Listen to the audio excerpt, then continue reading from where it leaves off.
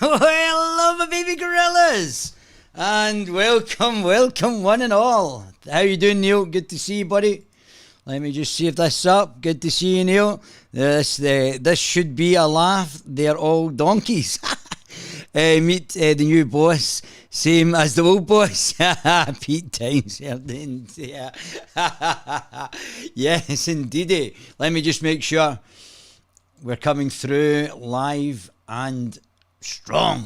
Let me just get another YouTube channel up here. Make sure we're actually being heard for a change. Let me just put these bad boys back on. Do-do-do-do. Yes, indeedy. Let me just make sure.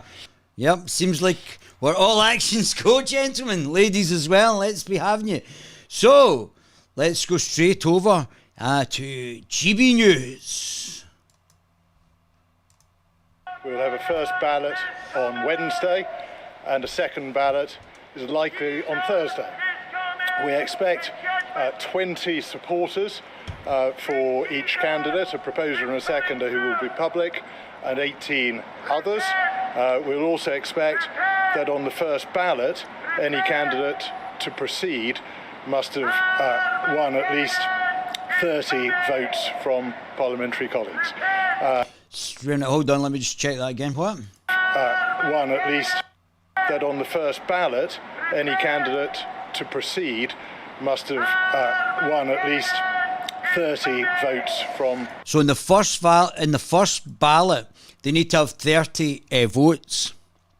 Parliamentary colleagues. Any questions? Yes, some will say that you're discriminating against the lesser-known candidates. What we try to do is find a balance where we're making sure the parliamentary stages are... 30 is quite high, so they're obviously trying to whittle it down fast rather than letting people make a hustings for the various arguments. Think if you're an MP and you're not actually standing, you've got to... Obviously, you know who's who and what's what amongst the... And you probably, possibly, depending on what age you are, grown up since a younger age, if you're going through like the young Conservatives, or likewise if it was Labour or any other political party, you might have known these people for a time, and usually these people are grouped into other people behind the scenes, or grouped in with other people who think like them. Now obviously they come out of those groups because you've got to build alliances across the party, which will try and explain where the people are coming from. Although Carol Benjamin has done an excellent job, so we'll be utilising him stealing a march on me. So we're utilising the Lotus Eaters. If you're not subscribe to the Lotus Eaters. But it's very short period to give a hustings for each candidate. So if I'm an MP and there's like 10 candidates and I haven't decided yet who I'm going to vote for, it's not very long to go through each one of them for them to put forward a plan for me as a floating member of Parliament, Conservative member of Parliament, to actually vote for them. So it seems a bit rushed, and it'll whittle things down very fast. Concluded reasonably rapidly before the summer recess, but we do believe we can have that proper discussion within the party. Obviously we know our parliamentary candidates already. We do need to make sure there's a decent period of time before the result is announced on the 5th of September. We need to make sure there's a reasonable amount of time for the party membership in the country to have a chance to meet and question the candidates at regional hustings. And so just to be clear, 5th of September is... So say that again. Chance to meet and question the candidates at regional hustings. And so just to be clear... So they're going to do... I don't understand that. How are they going to get round doing regional hustings in the next few days? 5th of September is the deadline for... Sorry, Sir Graham, sorry, if I can ask, just to be clear, when do you want to get down to the final two? What's the date for that? Well, we'll get down to the final two as quickly as that happens. We will have successive ballots until that happens. I would hope that we will do it relatively quickly. We will have the first two ballots this week and then begin ballots next week, probably on Monday, and it may be that we reach the final two at that. See, that seems... So they're going to go... all 10 or so candidates are going to go around each region, speak to each region in the next day or so. How are they going to get round so fast to be able to speak to every region at the same time? Are they going to just zoom all of them? How are they going to facilitate them speaking to every region? That point. On Monday. Timetable, Sir Graham, for the vote of party members. You've been a long time talking to the board just now. Is there some dispute? Do they want a longer contest? When do you want? Yeah, I mean, it seems a hell of a rush. The vote of party members to be completed. Well, I think the result should be announced on the 5th of September, which will be when the House returns from the summer recess. I think that's a perfectly reasonable timetable. What the party board and volunteers on the party board were very keen to ensure is that there were going to be sufficient opportunities for hustings meetings around the country, and we've reached a satisfactory agreement on that. I think the agreement was about a dozen, but that may include some digital online meetings. So Graham, can I jump back in? Okay. Do you think of this? It's a lively and open, thriving field? It seems to be quite a big field at the moment, a lively contest. I hope we will have a very constructive contest, but a really good opportunity for a proper, healthy, constructive debate about the future direction of the Conservative Party. So Graham, can you just reflect on what's gone on, because you've Shut up, you're in the background! had quite a high threshold here. But this is a terrible distraction for the country, for the party, for the government, at a time when the economy is in difficulty. People are facing a cost of living crisis. Number one, you want to get this over quickly. Number two, you are surely worried. Did you see that? He shut up there. That was pretty impressive. I just shouted that something happened hours ago and the guy just shut up. That's brilliant. About your party's reputation in this absolute mess. I'm very keen that we get this concluded as smoothly, cleanly and rapidly as possible, and certainly we should have a conclusion and a new leader of the party elected and announced on the 5th of September. Are you worried about the party's reputation, sir? I think this is a great opportunity for us to have a really good, constructive debate about... So I wouldn't like to see this go straight into a general election, a new leader elected and straight into a general election. I would like to see in the next 2 years up to what would be the natural term, how good this leader is. Because how good this leader is, well, not just me, but other people's support, both from the left and right, might waver and go somewhere else if the leader is not good.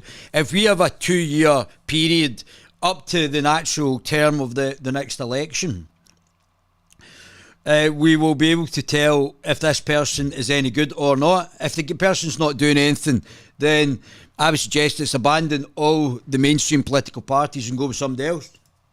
About the future of the party, I think it'll be a healthy thing to do, and we will have that result in a few weeks' time. Sir Graham, as representative of Backbench, as chairman of the 1922, are you comfortable that Boris Johnson will remain as caretaker till September the 5th? This is a simple constitutional principle in this country. A Prime Minister remains Prime Minister until there is a successor.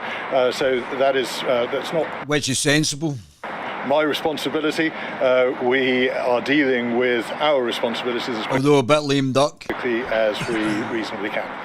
Boris will have the knives out for the people in the background. Thank you very much. Graham, just one more thing. Were you surprised when the Prime Minister, when you went to see him on Wednesday, that he didn't resign at that point when you Could Boris be standing again? told him he didn't have the support of the party? Were you surprised? I think much will be written on this subject, and we'll have lengthy discussions and debates about it into the future. The crucial thing is that we've arrived at the point we're at, and we now have a very clear plan to take things forward and resolve the leadership question. Sir Graham, just a final question. Was there any mention in the meeting that anybody that goes forward into this contest will have to guarantee that they will go to the postal ballot at the moment? Yes, we're very keen on that. So I will be seeking assurances when we get towards that.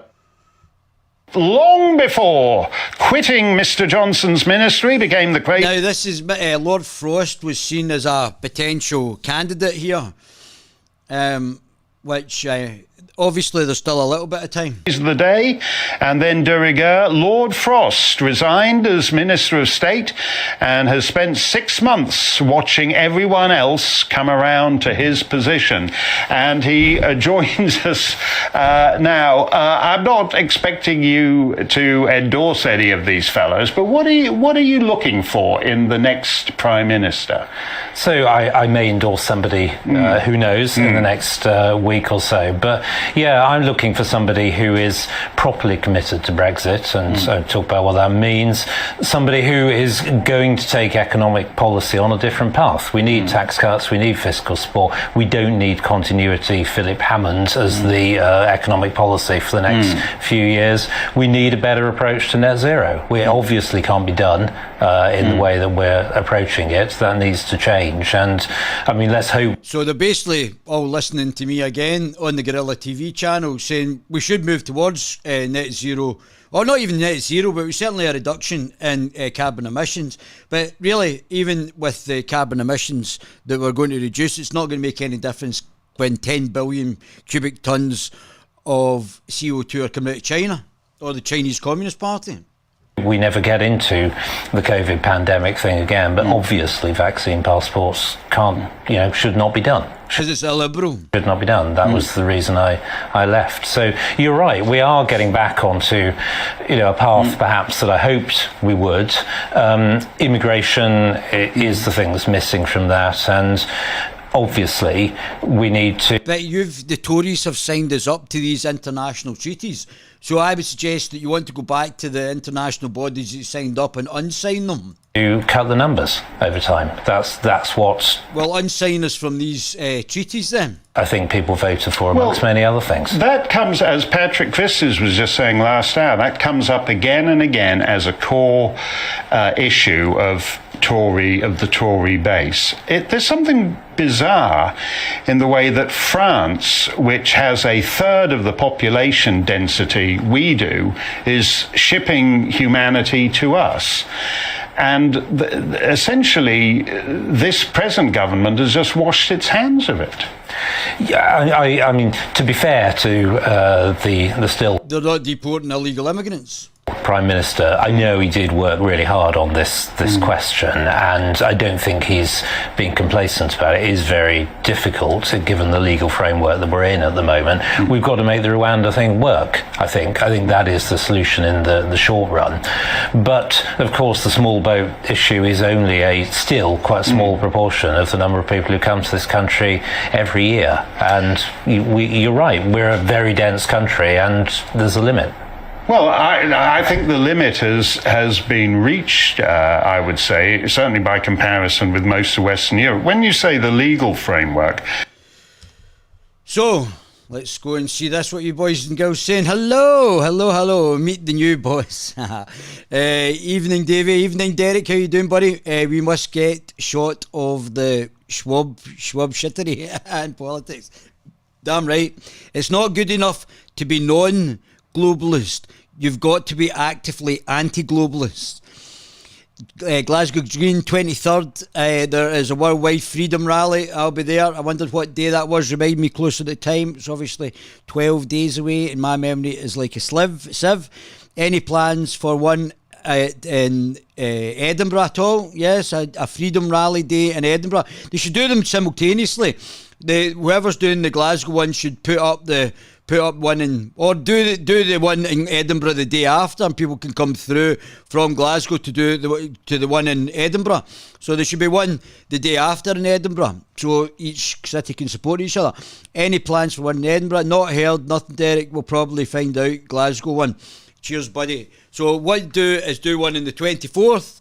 Still time away, and do the freedom rally on the 24th. That's what I would suggest, guys. Just a wee simple suggestion. So before I show you Hotep Pants, let's have a wee look at Mog Channel 4.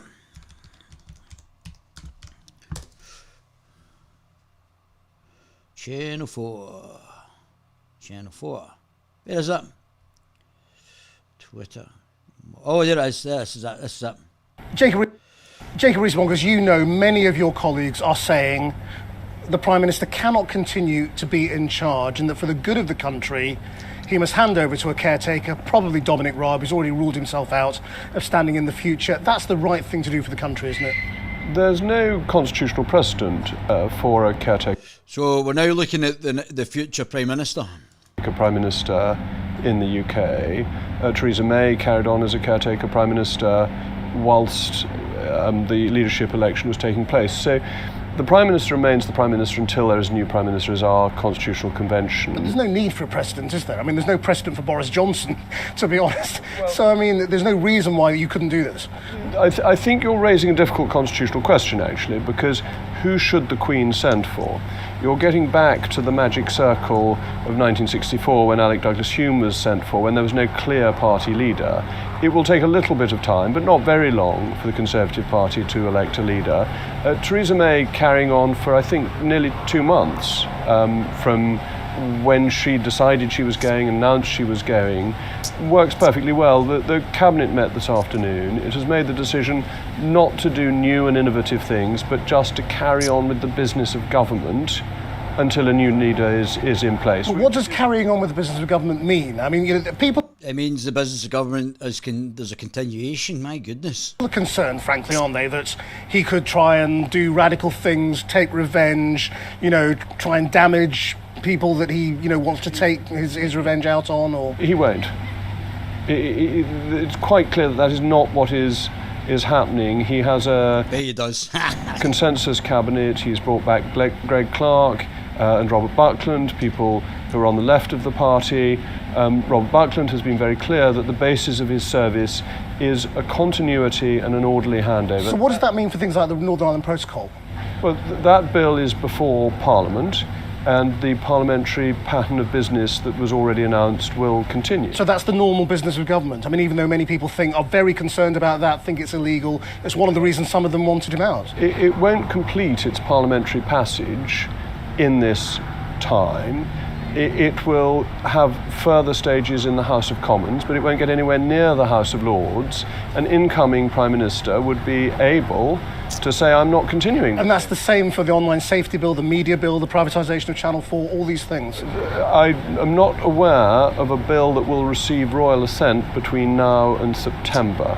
If there... See, Channel 4 are a bit worried about getting privatised. Is one. It will be one that is not of a major argument. It isn't particularly controversial. So he's not dangerous. So I think this is a wee bit of self-preservation by Channel 4. That's what people are worried about. Look, the Prime Minister has accepted the opinion that was coalescing in the Conservative Party in Parliament yesterday. He has announced his resignation. He has not bust the constitutional norms, which people were saying this morning he might be about to do. He hasn't put the Queen in an awkward position. He hasn't done any of the wild and woolly things that were being bandied about. He has gone for a dignified resignation. He has appointed a cabinet of people from across the party. And this is important for all ministers, because we all have our individual roles, and I've been discussing inside the Cabinet Office, what are we going to do? We are going to carry on with things that are underway, that have already started. We are not going to be coming up with brand new ideas in the next 2 months, because the government doesn't really have the mandate to do that. What did you make of his statement, though? I mean, you say it was dignified. Many people are upset that he didn't say sorry. Why didn't he apologise? Well, he already had apologised. He'd done that earlier in the week.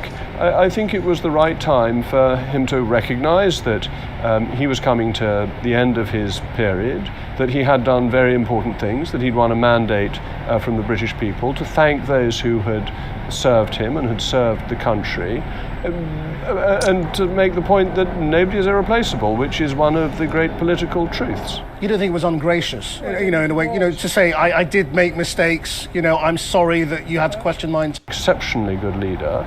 I think he has led the country through remarkably, but events turned against him and he resigned. Right, let's turn to the next chapter. I mean, you said to us you had no desire to serve another Prime Minister. Is this also the end of Jacob Rees-Mogg's cabinet career? Well, that'll be for a new Prime Minister to decide. What I mean... Jacob should definitely stand. It's stupid for him not to stand. I think we're saying he would not serve another Prime Minister. But that doesn't mean if he is the Prime Minister, he won't be serving himself, will he? He'll be serving the country. And I think Mogg is diplomatic, intelligent, certainly understands economics. People were saying to me that Mogg wasn't a libertarian, so he wasn't into the free speech side. But Mogg has had to have parliamentary scrutiny. He's never been the one who's in charge. He's had to climb his way up the slippery pole of politics to get to the stage he's at. And I think he's the right guy just now for the country. So if asked, you may say. Well, it depends who asks me. Let's wait and see, because what I think is interesting is where the country is going from here. We are facing, internationally, the greatest crisis in relation to inflation. And I'm afraid the Treasury has not been tackling that properly. It has Pishy Rishi Sunak not been focusing on the inflationary issue. It has not taken charge of quantitative easing, So you which blame it Rishi agreed. Sunak for that? I think Rishi Sunak was not a successful chancellor. He was. which is going to be very interesting when we see the polls from him. Don't forget, he is, what's the name of them? What's the name?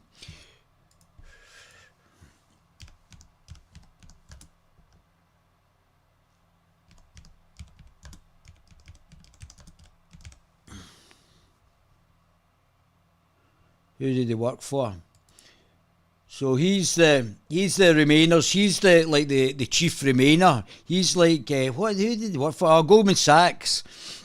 So he's Goldman Sachs guy, Remainer guy in the leadership race just now. That's Goldman Sachs, the people who are backing Remain and open borders and all that, want this clown who's just made a mess of the British economy, probably on behalf of them. So this is the sort of situation we find ourselves in. Where are we?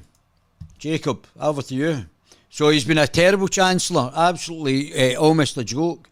But he might be helping some of the large financial institutions who have created a corporatist financial services industry where it's very difficult to get access as a new player. Was a High Tax Chancellor, and he was a Chancellor who was not alert to the inflationary problem. Because he's the only man, according to the polls, who could beat Starmer. Well, that's mainly to do with name recognition. Right. But I think the Treasury... no, he's certainly not for his capabilities. He's shocking. Treasury has been a real difficulty in the last couple of years. So you want tax I think the tax rises we have had have been ill thought through. Just like the ones in Scotland by Wee Nippy. Wee Nippy's increased the tax burden and decreased the tax receipts and decreased the growth rate. Same thing that what Moggy is talking about down there as well. That I think... Yeah, so as I was saying, so the guys were saying to me, and you guys are exactly the same, the Conservative Party is not about who's the best, it's about who's the least worst option and who's the least globalist in the shilling for the globalist elite. We'll go through it in a minute, but and Mogg is probably the most actually traditionally conservative, yet financially libertarian individual who would be the best. It's not. I don't think Mogg is ideal, especially if you're looking at it from a libertarian point of view. Look at Boris Johnson. He said he's a libertarian.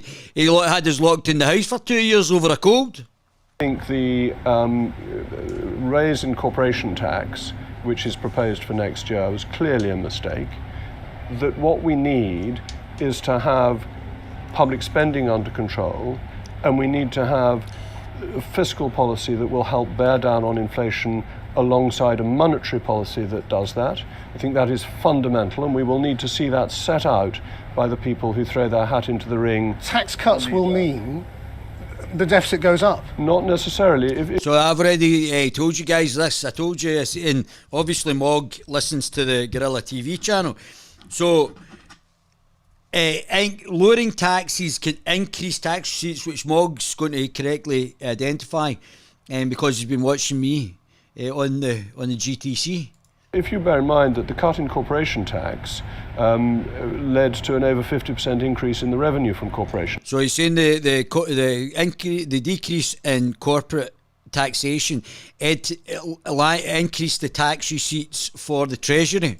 Tax. So if you get your tax policy right, it can be pro-growth and pro-revenues. So the larger the growth in the economy, the more tax receipts, the less you have to tax, and then it becomes a progressive, literally in the word, not progressive in the communist progressive way, but literally progressive. Right, so not Rishi Sunak. Would you work for Liz Truss? I'm not going through individuals. What I'm interested in, because I'm going to go through the individuals. I'm interested in what's going to happen, what's going to be done. Well, Mog, why don't you stand? You should be standing. That's what should be done. You stand, and then it's going to be done the way that you want it to be done, which you're not incorrect about. He is correct. But it'll be very interesting to see Harry Potter as Prime Minister. You mentioned to me the Northern Ireland Protocol. And he's intelligent, he understands economics, he's got businesses, he's correct in his policy. So even though it's the least worst option, he's certainly not a libertarian. It's that's how you have to look at it. People don't know the politics of a lot of these. Although somebody showed me his voting record, which is, for a libertarian, it's got a lot to be desired. But again, collective responsibility. Maybe when he's in charge, we'll actually get something more libertarian. People, so you can lay it out for us. But there's nothing going to be libertarian until the Libertarian Party comes into power. Who are the ones who are, like you, tax-cutting conservatives and who aren't? Can I lay out the politics, and then they can come and say, these are our politics, or not? So we need a new Prime Minister who is committed to the Northern Ireland Protocol Bill and ensuring that Brexit is properly delivered. And it has to be a Brexiteer? For the whole of the United Kingdom. Or it has to be somebody who is committed to Brexit, accepted the democratic will. Well, everyone's Nah. So that's, well, let's see, let's keep them going, but... Well, some more so than others. It has to be somebody who does so in a credible way. We're going to need somebody who has an energy policy that ensures that there's affordable energy in this country. We are really going to have to look at whether the interim targets to net zero are achievable and affordable. So that's, again, so everything that he's saying is basically what I've said. He's correct. Even if we got to net zero, even with the carbon releasing, which let's just go into that just now. Even going to that, it might not make any difference, and it could be an orbital thing. The reason that the planet might be heating up could be orbital rather than actually by the CO2.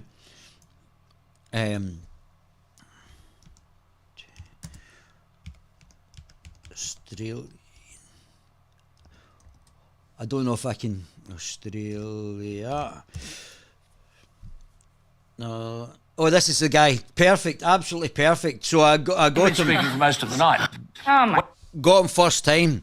Now listen to what this fellow says. And I'm not an expert in CO2 and fossil fuels. I don't claim to be. I'm certainly not a 17-year-old talking to the United Nations. But let's assume that this gentleman might be correct. Oh my. When I asked, well, just a moment, Alice, you've been speaking for most of the night. When I asked Tanya Plibersek, we'll fact check that one for you. Yes. When I asked Tanya Plibersek, was the Deputy Leader of the Labor Party and the potential Deputy Prime Minister, was carbon dioxide the big issue in relation to climate change? And she said yes. I then said, well, that being the case, what percentage of the atmosphere is made up of carbon dioxide? And she said, I don't know. And I said, hang on, you don't know what percentage of the atmosphere is carbon dioxide, and yet you're prepared to stand the economy on its head to address a problem, the detail of which you don't know. Now, this is important to see the difference. What I'm talking about and what they're talking about. We need to change from and go through what the green agenda is anyway, because fossil fuels have got a limited lifetime, and we should be moving towards reducing the CO2, or not even reducing the CO2, but getting on to energy sources that are sustainable for a longer period of time. whether that be electric cars or even electric planes at some point, or some other propulsion method for planes, or whatever it's going to be that's going to it'll naturally reduce CO2. But the most important thing is for it to be renewable, because fossil fuels have got a depreciating lifespan. So we're getting less and less fossil fuels, and it'll be harder and harder to get. And these are all situations that are going to arise naturally anyway. So we should be reducing CO2, but it might have to be done in a more gradual basis. And whether we need to get to zero emissions or just massively reduce it is obviously a moot point. And it's even more moot if China continues to pump out 10 billion. And the UK is only, I think, 340 million, 350 million as a whole. So it's not even a fraction of what's getting pumped out, but carry on. So when I then explain that the percentage of carbon dioxide in the atmosphere, Alice, is how much? Alice, how much of carbon dioxide in the atmosphere? To answer Alice? the question, Scott Morrison has said he believes in climate change and that he wants to do something about it. Alice, how much carbon dioxide is the problem? How much carbon dioxide is there in the atmosphere? I'm not a scientist. I don't know. I'm a Well, hang on. If you're going to argue the case, you ought to know. It's 0.04%. So 0.04% is carbon dioxide in the whole atmosphere. Don't know how they worked that out. That would obviously should be scientifically fact-checked. And of that 0.04%, human beings around the world create 3%. So 3% of, I think he's saying, of the 0.4%. So that's not a lot. And where's the rest of the CO2 come from? Oh, maybe cow farts. Maybe cow farts, AOC's cow farts. And of that 3%, Australia creates 1.3%. So for the 1.3% of 3% of 0.04%, we then decide to have a national economic suicide. Alan, I'm happy for you to... So did you hear that? Let's hear him again. That's quite interesting. If these stats are correct, that's fascinating. And don't forget, a lot of this climate emergency stuff is coming straight from the WEF to cause issues there. 0.04%. And of that 0.04%, human beings around the world create 3%. And of that 3%, Australia creates 1.3%. So for the 1.3%... I don't think... Oh, right, 1.3% of the 3%, right, okay. 3% of 3% of 0.04%, we then decide to have a national economic suicide. Alan, So that's incredible stats, whether or not these are correct. But if that is correct, that's quite incredible. Quite incredible. What's this? Oh, there we go there. Cumulative carbon per capita from 1850 to 2021. Canada, US, Australia, Russia, UK, Germany, China, 190. I don't believe that for a minute. That's not right. Right, so...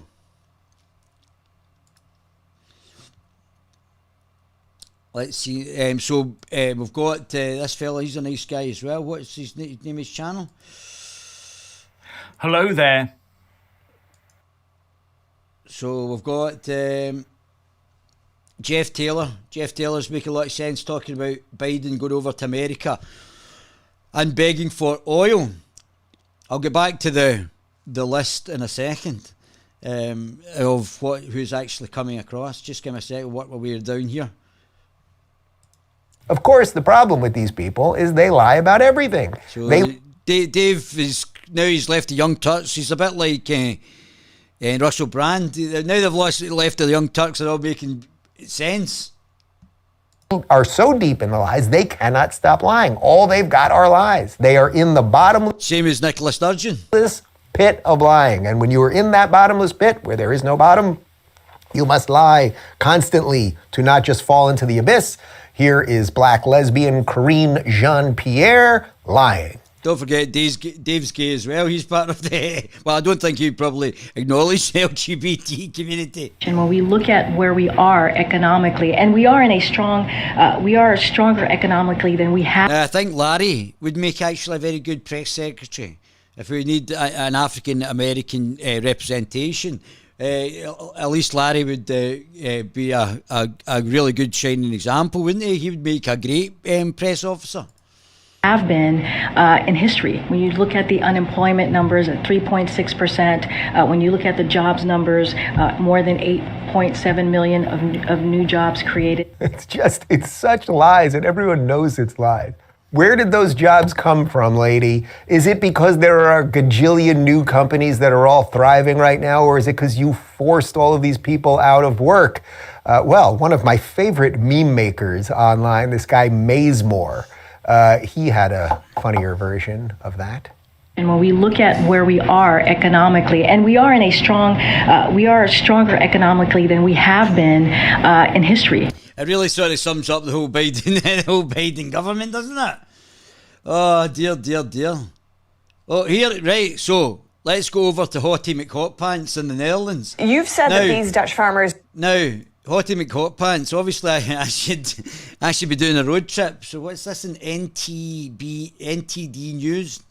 So, obviously the good guys in the Netherlands, all the farmers with the WEF, and the WEF's man, I can't remember the fellow's name, who is now the Prime Minister. So he's their placeman in the Netherlands. He's following the WEF agenda and trying to steal these nice farmers who are very proficient at what they're actually doing. And stealing the land to do, I think they were trying to build houses, that's what he said, to try and steal the land, which is causing a crash in food production, and they're trying to, and literally people could actually start starving. The Netherlands is one of the highest yielding food manufacturing places in the world, and these guys are highly proficient at what they do. You've said... So we've got Hotep Pants here, who is a shame that she's so beautiful, because she's also making a lot of sense and completely on the money for what she's actually talking about. She's politically literate as well. It's been very beautiful. So let's go on to Hotep Pants. I don't know her name, but I think Hotep Pants is probably about on the money. Said that these Dutch farmers are rising up against what you've called the communist agenda of the global elites. Yeah, well, that's correct, because Klaus Schwab has got a bust of Lenin on his actual bookcase. What did you mean by that? Because Klaus Schwab has got a bust of Lenin on his suitcase, and all the media are all in on it.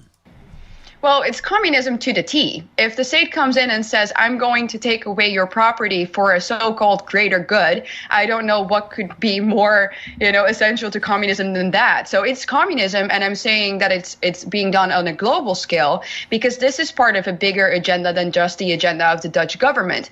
Yes, it's true that the Dutch government wants the farmers' land for one reason is to house new immigrants, but this is also because they are following an agenda called the 2030 agenda. These are restrictions and climate regulations that are imposed all over the world. So we're being hit hardest right now, and we might be the first ones, but it's very important for other people to know that they could be coming to you next. I think a road trip, I need to go over and support my Netherlands brothers and sisters over there. As an example of these restrictions, in Sri Lanka, the government abruptly banned chemical fertilizers in an attempt to become 100% organic. Now, a food and economic crisis is devastating the country. Do you think we're going to see more of these policies and protests continue?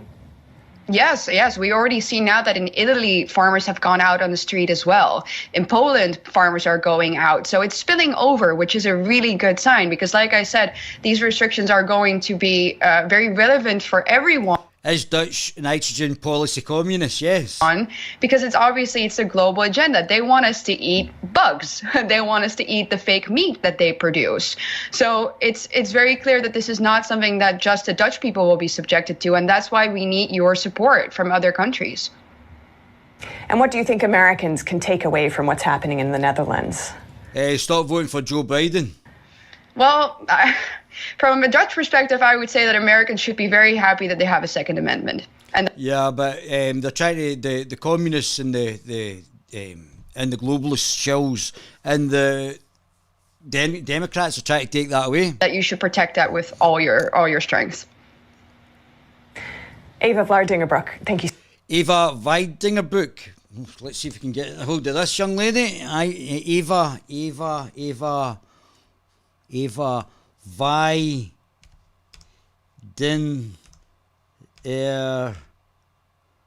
Brooke. How you spelling that? Brooke, B-R-O-O-K. Nah, I didn't think that. Can you not just go under Hottie McHot Pants? Farmers it makes are things a lot rising easier. Eva Vlardingerbrook. Eva Vardingerbrook. Or just AKA Hottie McHot Pants. That's it, isn't it? Oh, cheer. Woohoo! Hottie McHot Pants. Crap, Whitney Houston's wannabe. Climate bollocks. Where's Al Gore these days? He's disappeared. He's on his seafront multi-million pound veranda, looking out onto the sea, predicting the sea levels to rise.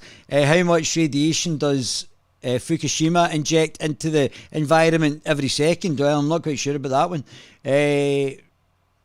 Rain on the treaties. Yes, I agree, David. Those were signed without our consent. That's right.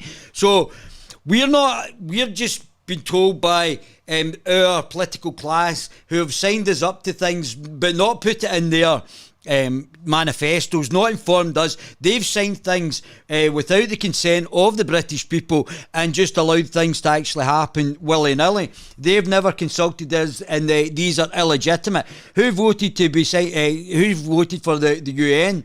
Who voted for some other non-accountable technocratic institution to govern us at an international level? Nobody. So they should not be making local decisions. But this is done deliberately because of the globalist agenda as well. So let me just check this young lady's name again. Thank you so much. All your strengths. Eva Vlardingerbrook. Thank you. Eva Vardingerbrook. Eva Ballantyne. That sounds better. Anyway, Vardingerbrook. Right, anyway.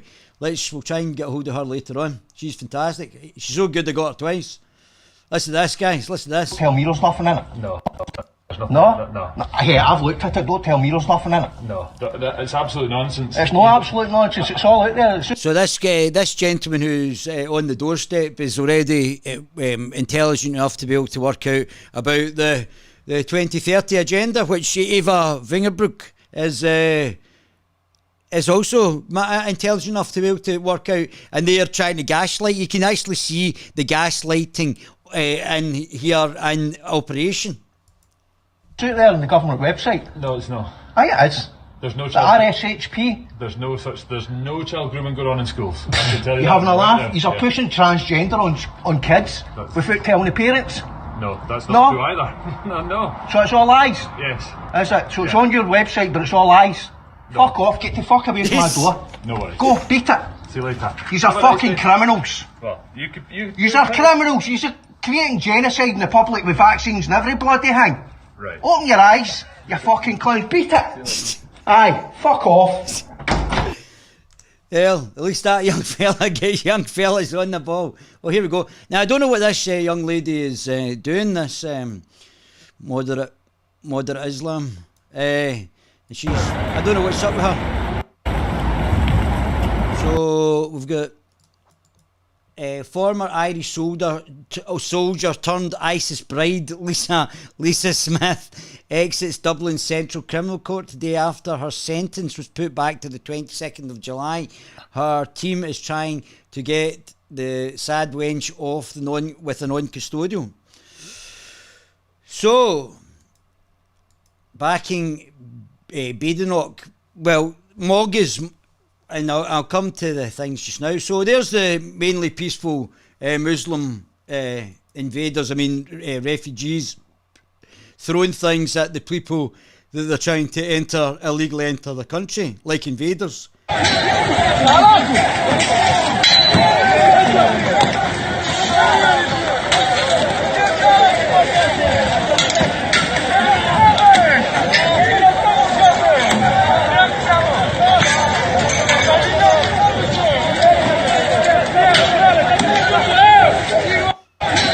Well, that's exactly the type of image you want. Johnny Wong. Some real rain or shine. This is pretty impressive. This is communism for you. Oh my God, what happened? You died. That's what happened. Fucking watch out, dude.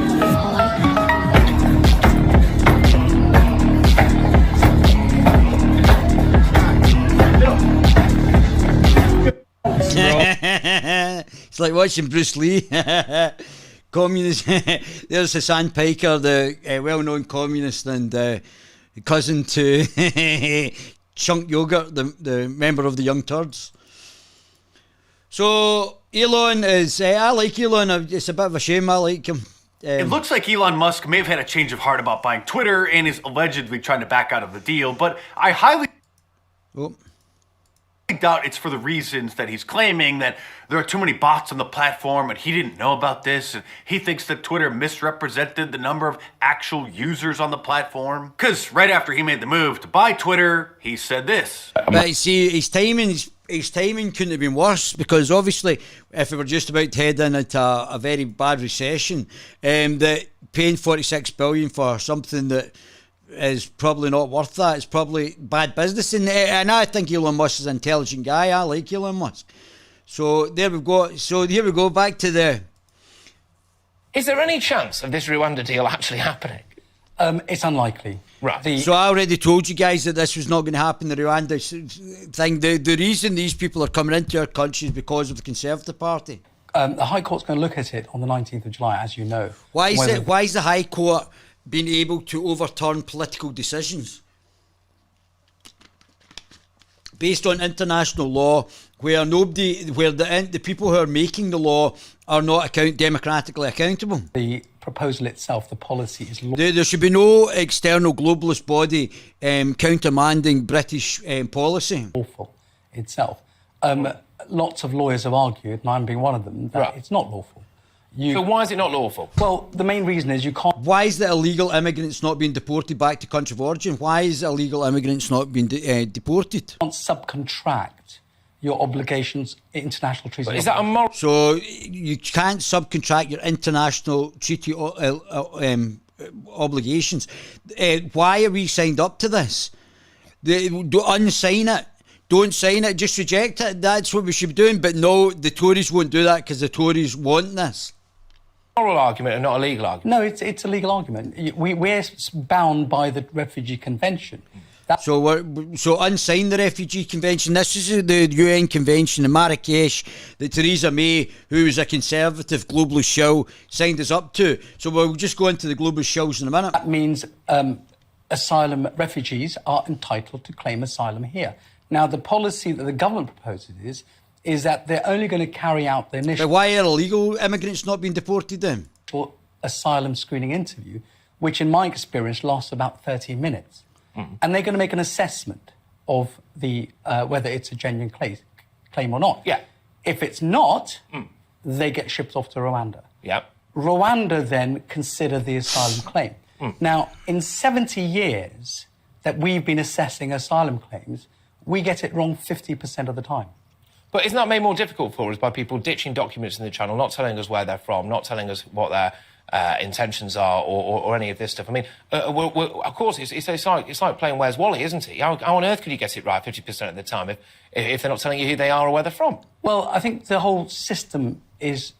the process is wrong here. Well, how do you get that right? Sorry to interrupt, but how do you get that right? If people are going to ditch their documents in the channel, people are going to come here illegally and not be upfront with us about who they are or where they're from, how on earth is that our system's fault? Well, on the identity issue, there's other ways you can do that.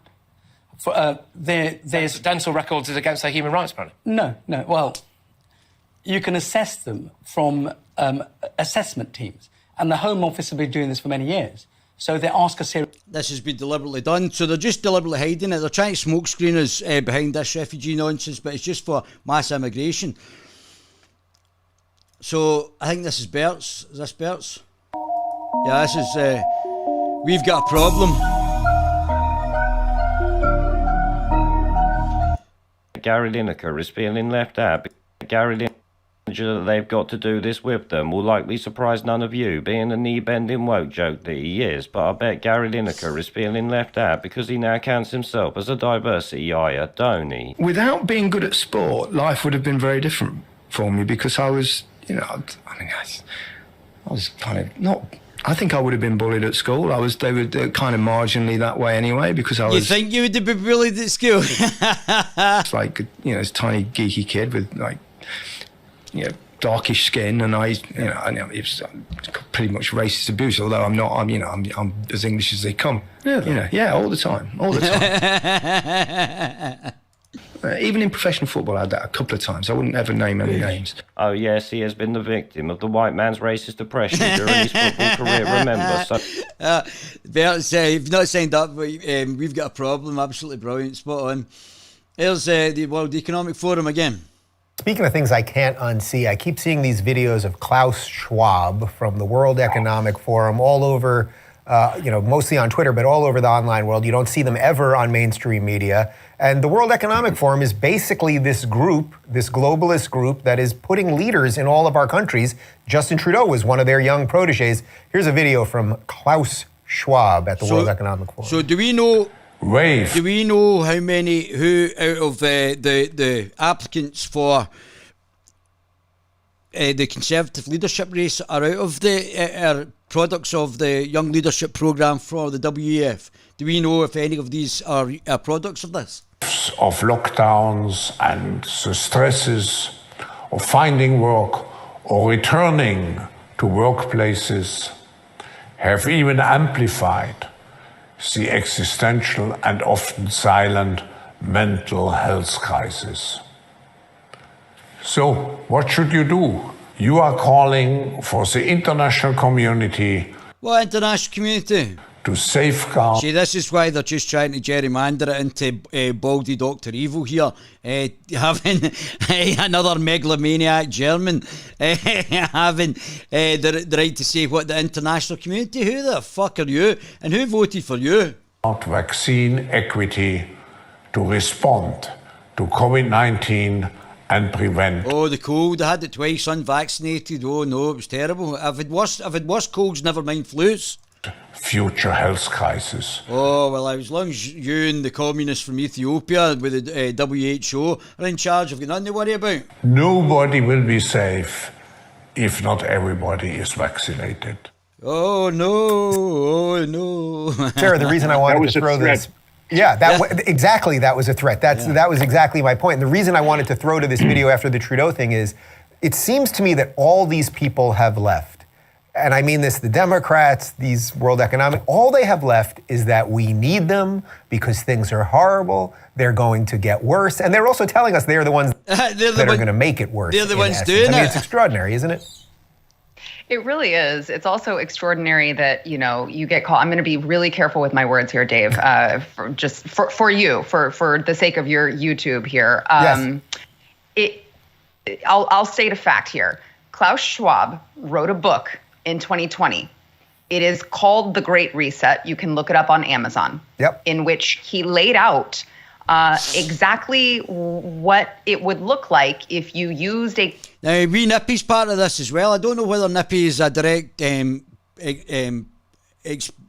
exponent, but a direct product of the World Leadership Programme, or if she's just adjacent to it, but she's following the agenda as well. So don't think that by any stretch of the imagination that Nippy is a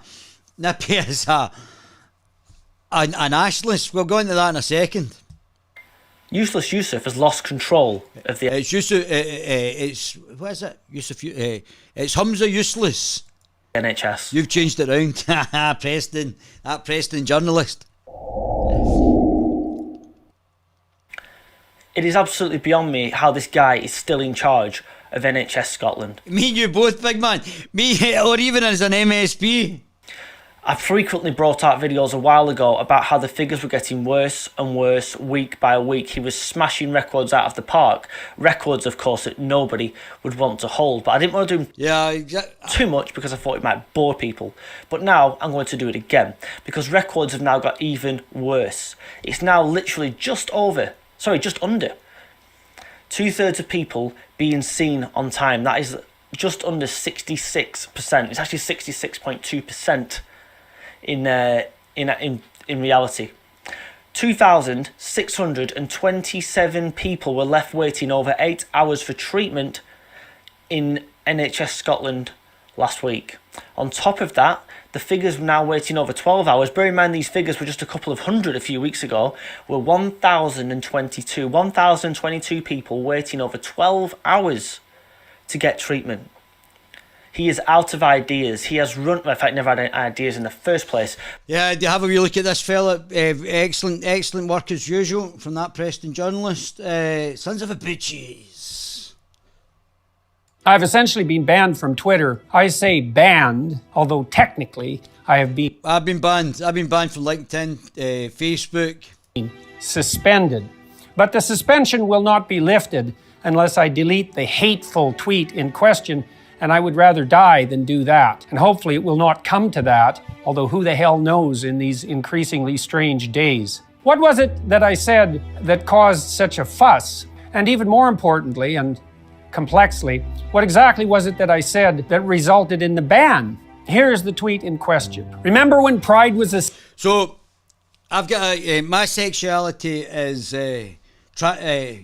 quadsexual, because I like to have sex with 3 women at once, but I don't find that my sexuality is represented. I think for years, people who suffer from my sexuality issue haven't been represented, and people who like having sex with multiple female partners, biological female partners at once, are just not represented. So I think I feel oppressed, and I think I'm going to start campaigning for people who like to have sex with 3 or more women at once, biological ones.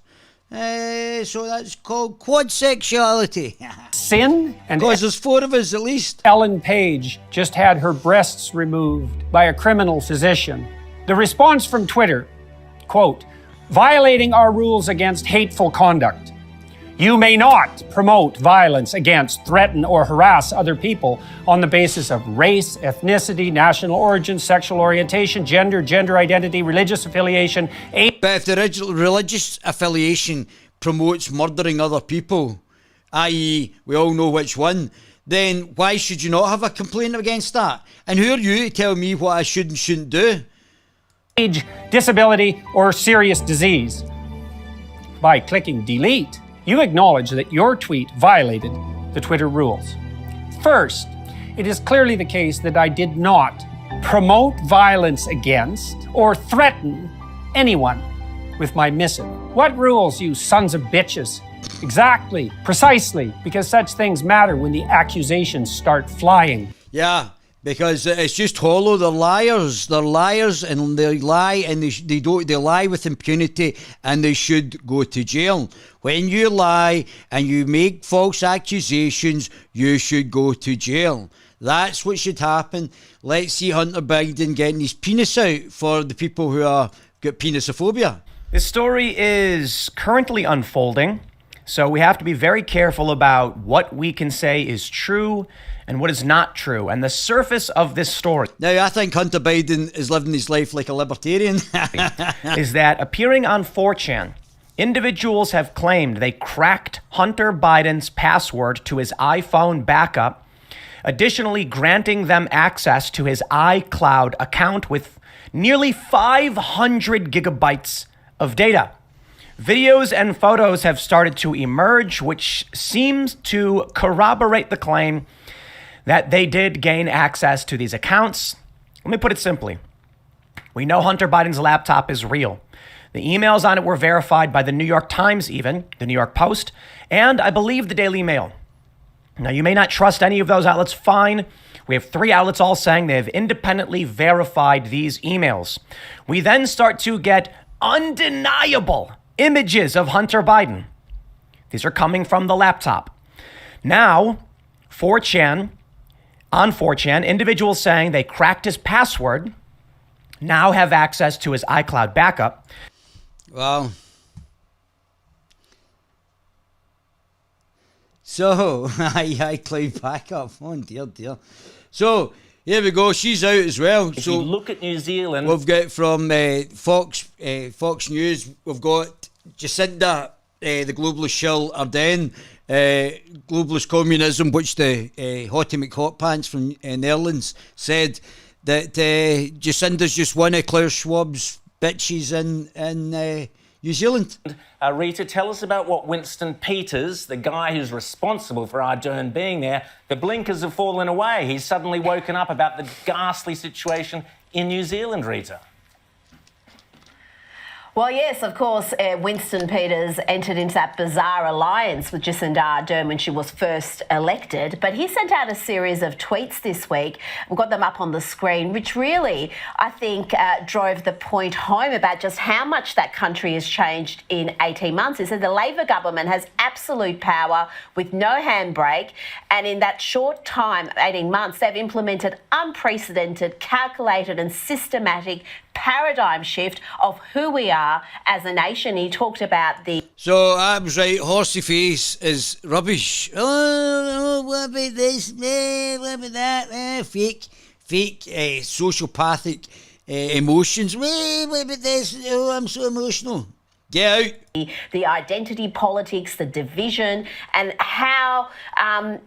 the country's gone backwards, and I don't know, perhaps he feels partly responsible for giving Jacinda Ardern's Labor government power in the first place, but now Labor don't need him or anybody else. They're ruling by themselves, and they're doing, they're implementing a fairly radical set of policies that is fundamentally changing that country. And I don't want to bring sports into it, because I know you and James aren't too much. And the Irish beat New Zealand in New Zealand. But, you know, what about the Wallabies actually concentrating on winning some games? And that England beat Australia. Well, because in fact, every European team won over the weekend. Sports fan at the rugby. I would like the Wallabies to actually perform on the field, and then if we're following New Zealand's example, they've just had a humiliating loss overnight. The first time the All Blacks have ever lost at home to Ireland. The All Blacks got beaten by... Well, to be fair, that's beat them home and away so far, so Ireland are doing very well. Well, the Irish teams, so this is what we're dealing with. Footballers, I know many footballers are Rhodes Scholars and so on, but some aren't. And if you're asking footballers to spend the week beforehand learning some language that was never written down necessarily in the first place, remembering the words, I think they might be putting more... I like the Maoris and the Aboriginals as well. I'm a big fan from a distance, obviously. I've met a number when they've been over here, but they're all a great bunch of guys. So I've got no problem with... increasing their exposure of their indigenous culture as well. Well, our wee nippy, the fake nationalist, is trying to destroy ours. More effort into that than winning the match. But I might be wrong. Rita.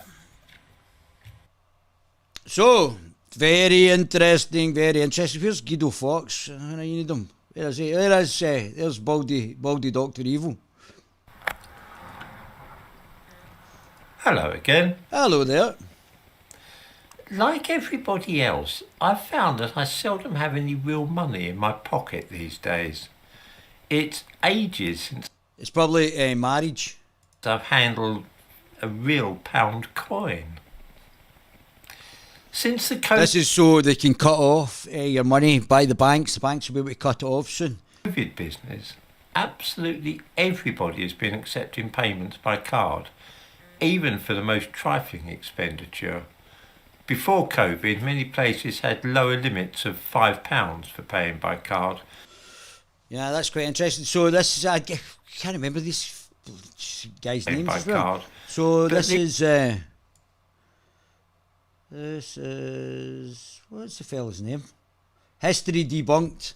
So yeah, this is quite an next one. You will own nothing and you'll be happy. So back to the abolish of private property by the WEF. So we've got this communist in charge in Baldy Dr. Evil, and he's at it again. So we are trying to push a communist agenda, and these people are hiding behind things that they're not. So they're hiding behind freedom parties, and they're not actually true libertarians. These are not people. They're saying they're liberals. It's like the liberal world order. It's not. These are Marxists. These are not liberals. This is not liberalism. I'm a liberal. They're not liberals. These people are communists. This is quite an interesting one as well. Men and male victims in particular. They're talking about female male victims of female violence. And treated like dysfunctional. And obviously Nicola Sturgeon beating up her girlfriend allegedly. Women. It's not toxic masculinity. We just don't have the healing processes that are applicable to men. We're the ones in the wrong, not them. Yeah. That green screen's not working well, but she's very interesting. It's unusual, really, that there are such well-established differences between men and women at the psychological level, but then when it comes to issues like that, they're almost thrown in together as if they're exactly the same. All of the nuances are lost. I'll let you look at that later on. That's lockdown is Boris Johnson's most damaging legacy. The alleged libertarian put the nation under house arrest and destroyed the economy and the NHS and the education system in the process. Will we ever clean up this mess? Asks Fraser Myers, spiked online. This is Leo Kirst at the Kemi Badenoch lecture, or at the start of her campaign. So this lawyer fellow, Britain must take 100,000 asylum seekers a year, says immigration lawyer, because why do we need to do that?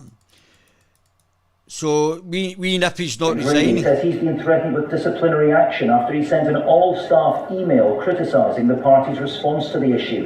The young man, who wishes to remain anonymous, told the BBC it was the only way he could communicate, as he felt he was being ignored. Mr Grady is said to have stepped away from his party membership. So Blackford's not resigned as well, which is a bit strange. Obviously, the SNP don't feel responsible for lying. They're becoming increasingly authoritarian and dictatorial, where they've got no self-responsibility anymore.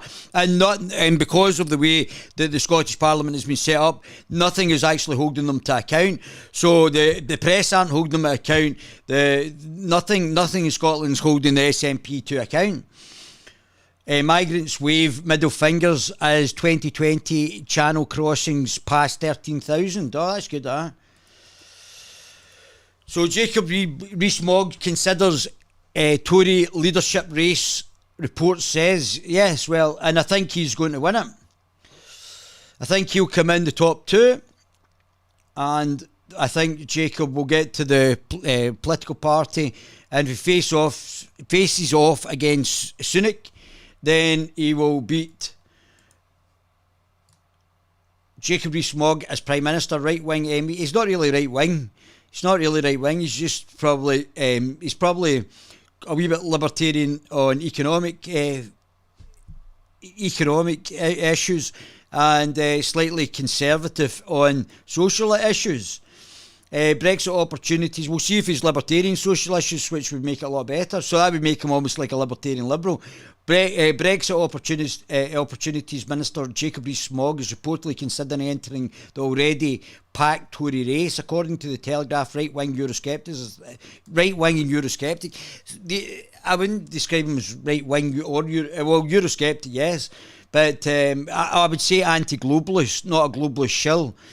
So is thinking of trying to throw his hat into the ring as the continuity Boris candidate. Well, I hope he isn't a continuity Boris candidate. I hope he actually gets some actual policies.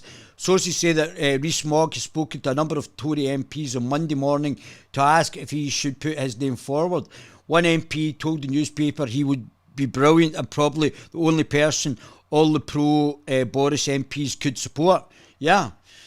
Johnny Rotten, the former Sex Pistols singer, is among those who previously backed Rees-Mogg to become a PM. And John Lydon, Johnny Rotten, is absolutely brilliant, spot on, lovely fella. Rocker told Talk TV he loves the put Britain first attitude. And what he should do is actually give himself the 2 years run-in, not call an immediate election, because the British people would probably want to see how well he does for those 2 years before they make a decision. But he should get his finger out and start getting things done in those 2 years. The cabinet member said he was honoured by the endorsement, but speaking to the BBC Radio 4 on Monday, Tory MP Steve Baker warned Cabinet Minister Rees Mogg against standing his Tory leadership contest, saying he would fail to win a general election. I don't believe that. I think he's, although another bloody Etonian, I actually think that Jacob is far more diplomatic, intelligent, and I think he has, if he does do the tax cutting and do what he actually said he was going to do. And this is the problem. No wonder people are cynical, because they say they're going to do, not just Mogg, but everybody else, and we'll see that. They say they're going to do one thing, do something completely different. The campaigner manager for the Attorney General, Suella Braverman, told the BBC Radio 4 programme there's a danger of fragmentation. Well, actually, Suella is actually quite good as well, and I'll come on to her and Badenoch, but her and Badenoch are not up to the calibre at this precise moment. They're not bad. They're certainly not bad candidates, but they're not up to the calibre of Mogg or have the political gravitas as Mogg has got in the country. So they probably should get behind them now. Could Kemi Badenoch and Suella become future leaders? Probably, yes, with a good shot at future leadership, but their time is not just now, and it probably is Mogg's time. I'm afraid, as much fond as I am of Kemi, it's a bit improbable. Yeah, I agree, but she hasn't been in the cabinet. Suella had been in the cabinet, and without cabinet experience, it's difficult to see that anybody, while you're in power, should become Prime Minister. Well, I think Jacob has been in that position. There is a grave danger of fragmentation. Patel is standing, Jacob is apparently standing. Yeah, but I don't think Priti Patel is going to win it either. I think these three women have got a similar problem.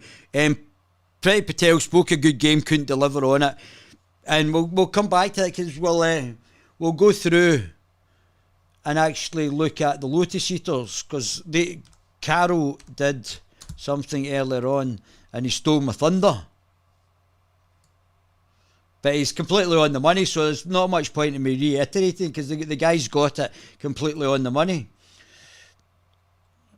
This new fellow looks good as well. So if you haven't signed up, sign up to the Lotus Eaters as well. So there is one advantage to the Conservative Party having their leadership elections, and that's a general rightward shift in the Overton window. But not very far. I don't even know. And I don't even know if it's a rightward shift that we require, Carol. I mean, obviously you and I are virtually on the same political square now. You move slightly centre-right libertarian. Or really just centre, really just sort of centre libertarian, very centre libertarian liberals, so, or classical liberals as you call it. But I don't know if it's a rightward shift or a libertarian shift. We need a lot of political commentators only talking. I know that Carol understands it better, but a lot of political commentators can only talk in the left and right. It's the authoritarian and the libertarian, it's the up and down that we require to be discussing. Very tepid rightward shift. So the Conservatives might eventually end up about as right-wing as Mao. I suppose you could very good, very good. Bum bum. Describe it a little bit more of a fidget. Well, certainly post and again postmodernist Marxism. I don't disagree with you, but where is this coming from? Is this coming from the connection with the WEF and Klaus Schwab, or is it coming from Carrie Johnston? So I would suggest that Carrie got a lot of the dairy, but Carrie might have been a plant by the WEF for Boris, because whenever she get in and when she get married and her hooks into Boris, it all seemed to go off the rails for Boris. Legit, judging by yes, they're forced to conform to their base, but then obviously as soon as they get in, they're going to pull a Boris and sing by the platitudes, but not actually govern that way. Well, that's brilliant analysis. I don't know who the young fella is, but he's spot on there as well. That's exactly what they do, and that's why you would be better changing your votes. Obviously, see if Mogg makes a difference, but Yeah. Oh God, is that an accurate prediction? You can You can set your watch by that. Yeah. Don't even need to check that. That's going to be the way things are. And so this is all bad, but we're going to go through it because it's really insufferable. But before we do, if you want to support us, you can go to lowseas.com and check out our latest book club, which is Douglas Murray's War on the West. Now, this is Douglas Murray's latest book in his cataloguing of the woke war against the West and its values and virtues. And this is important because this actually ties into what the Conservatives are trying to appeal to in their leadership contest. It's actually very interesting watching them learning what virtue signalling is from the right. And it's like, okay, good start. So let's begin, right? Sky have got an article here just because this is all changing fairly rapidly. But this was from yesterday. And it's quite interesting because we'll go through who's in, but I think it's interesting who's out. Someone like Dominic Raab didn't put himself forward. He was too busy doing his usual rowing competitions, I suppose. Yeah, but I didn't mind Raab. Like, in 2013, Raab was actually standing... No, I understand what you're saying, but, I mean, again, Raab, the least worst option. Up to feminism on a moral level. I was actually hoping on the original 2019 leadership race he would get in there because eventually he turned out was one of the only people that said, "Oh, I won't kneel for BLM. I'll kneel for my wife, my God, my country, and that's about it." And I was very impressed. And ever since he's been, I suppose, a bit tepid. He actually caved to the media narratives of, "Oh, you were on a sun lounger while Afghanistan was happening," and ever since then he's folded. Yeah, I know. It's really it's sad, but he was one of the people I actually thought actually had an original thought of his own about this. Yeah. And a few years ago, it's like 2014, something like that, he actually got in a lot of trouble for standing up against the main narrative about feminism, which I found remarkable because... Yeah, it's funny how the Conservative Party have all got basically Marxist talking points. They're all standing with Marxist talking points. People forget, but if you go back 8 years now, you actually weren't allowed to criticise feminism in public. And so Dominic Raab going, "No, actually, I think this is sexist and wrong," got him a lot of flack, and he stood by it anyway. So Dominic Raab was the one person I actually quite liked. Michael Gove has also ruled himself out. No. Anyway... Well, good for Gove, really. You know, like, come on, no one was going to choose you. No one was going to choose you. No one who went through your education system, including me, was going to choose you.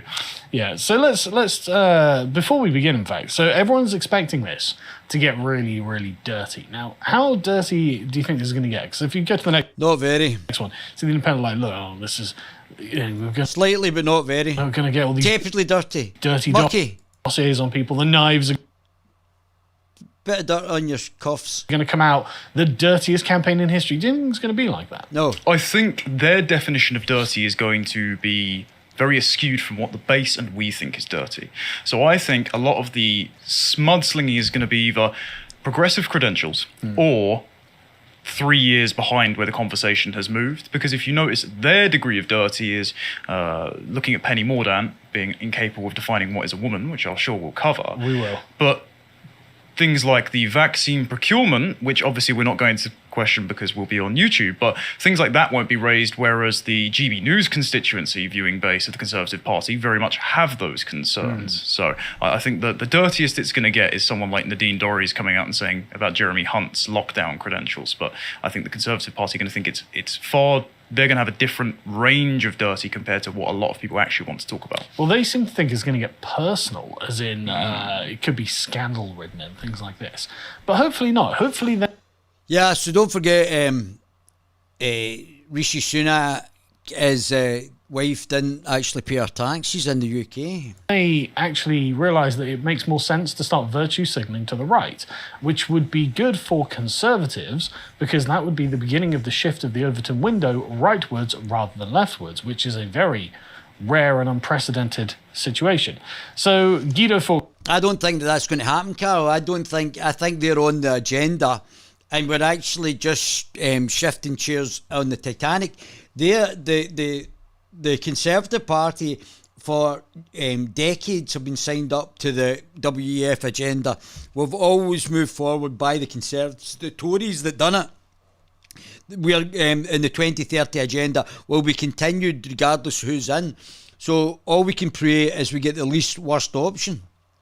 Folks have done a quick summary of who is being backed by. Yeah, so let's go into Guido Fox. I'll actually chop in here and actually go into... Oh no, I don't want to go that way. Do this one. Guido... Oh, God. Oh, that just... Guido Fox. Guido Fox. So, oh, here we go.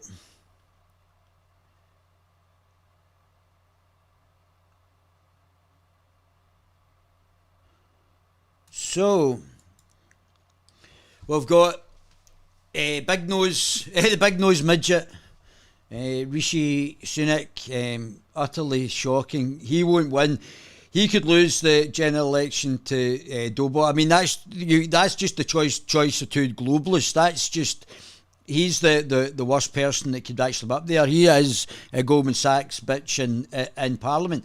And then we've got Penny, whatever her name is. The fact is that this is basically just another version of Boris's wife, Kerry Badenoch, probably put in. So we've got two globalist shills.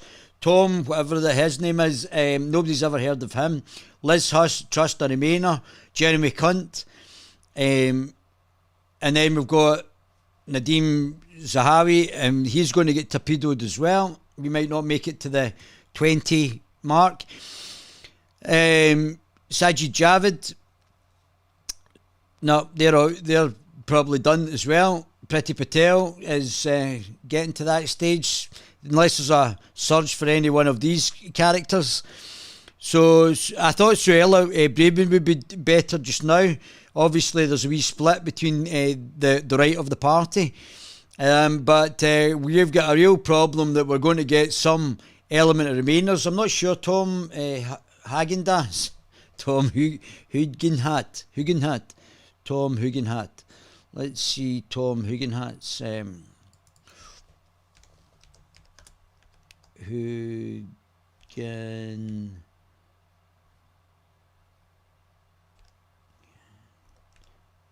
Hugenhat.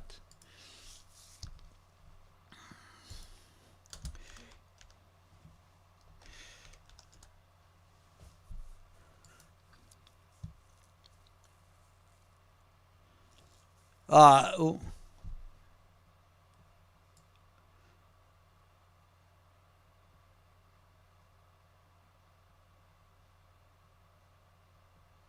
So we've got Tom Hagendas, Tom Hagendas, who looks like he's a Remainer.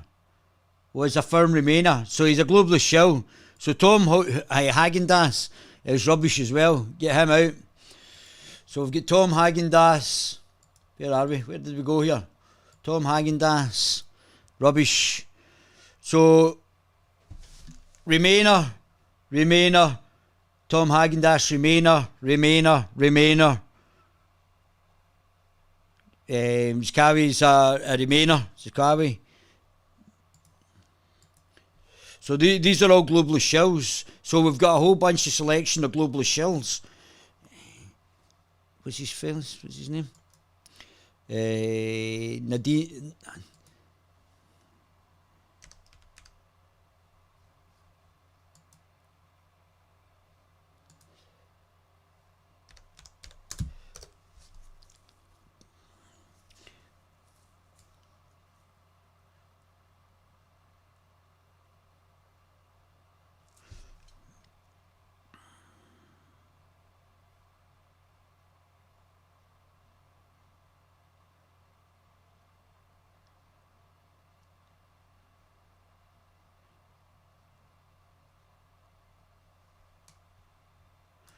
Doesn't actually tell you. Where is it? Remainer.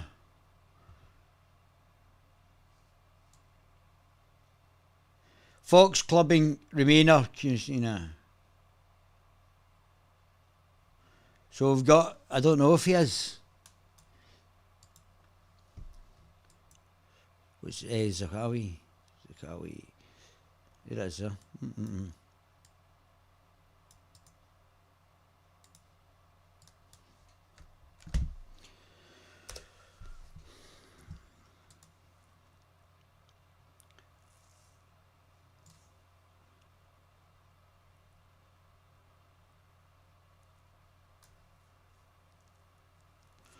So he's from Baghdad. I'm not really interested in his tax policies. I want to know if he's a Remainer. So if he's another globalist shill,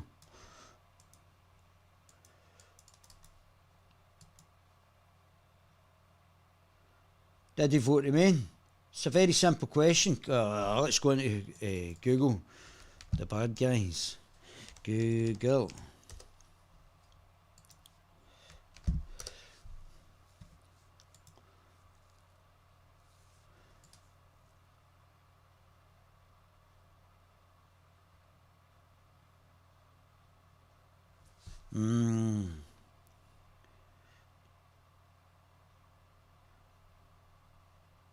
Did he vote Remain? The Remainer, it is there. Boris Johnson up for the fight at the Clam of Quats. So, and we have to find out which one of these is. So we've got a whole bunch of globalist shills following the globalist agenda and kidding on that they're conservatives, and when they're all following the 2030 agenda. So all of these characters up to here are basically shills for the globalists. So the globalists are trying to shove Big Nose Wallace and Gromit into the forefront. Then we've got, I think, 3 Remainers. I think those 2 are also Grant Schnaps. I don't know about Grant Schnaps, but Grant Schnaps is not going to be relevant in the fact that he's... Grant Schnaps is not going to be relevant in the fact he's not going to pass this round, probably. So, if Mog come in, Mog will get in over 20%. Mog will beat all these guys. He'll be probably in the top 4, somewhere here, I would take it. And there would have to be a realisation or a realignment of who's already be voting for who, because Mog is obviously a much better candidate than anybody else here. So Mog will walk it. If Mog gets into the last 2, he will beat Pishy Rishi in the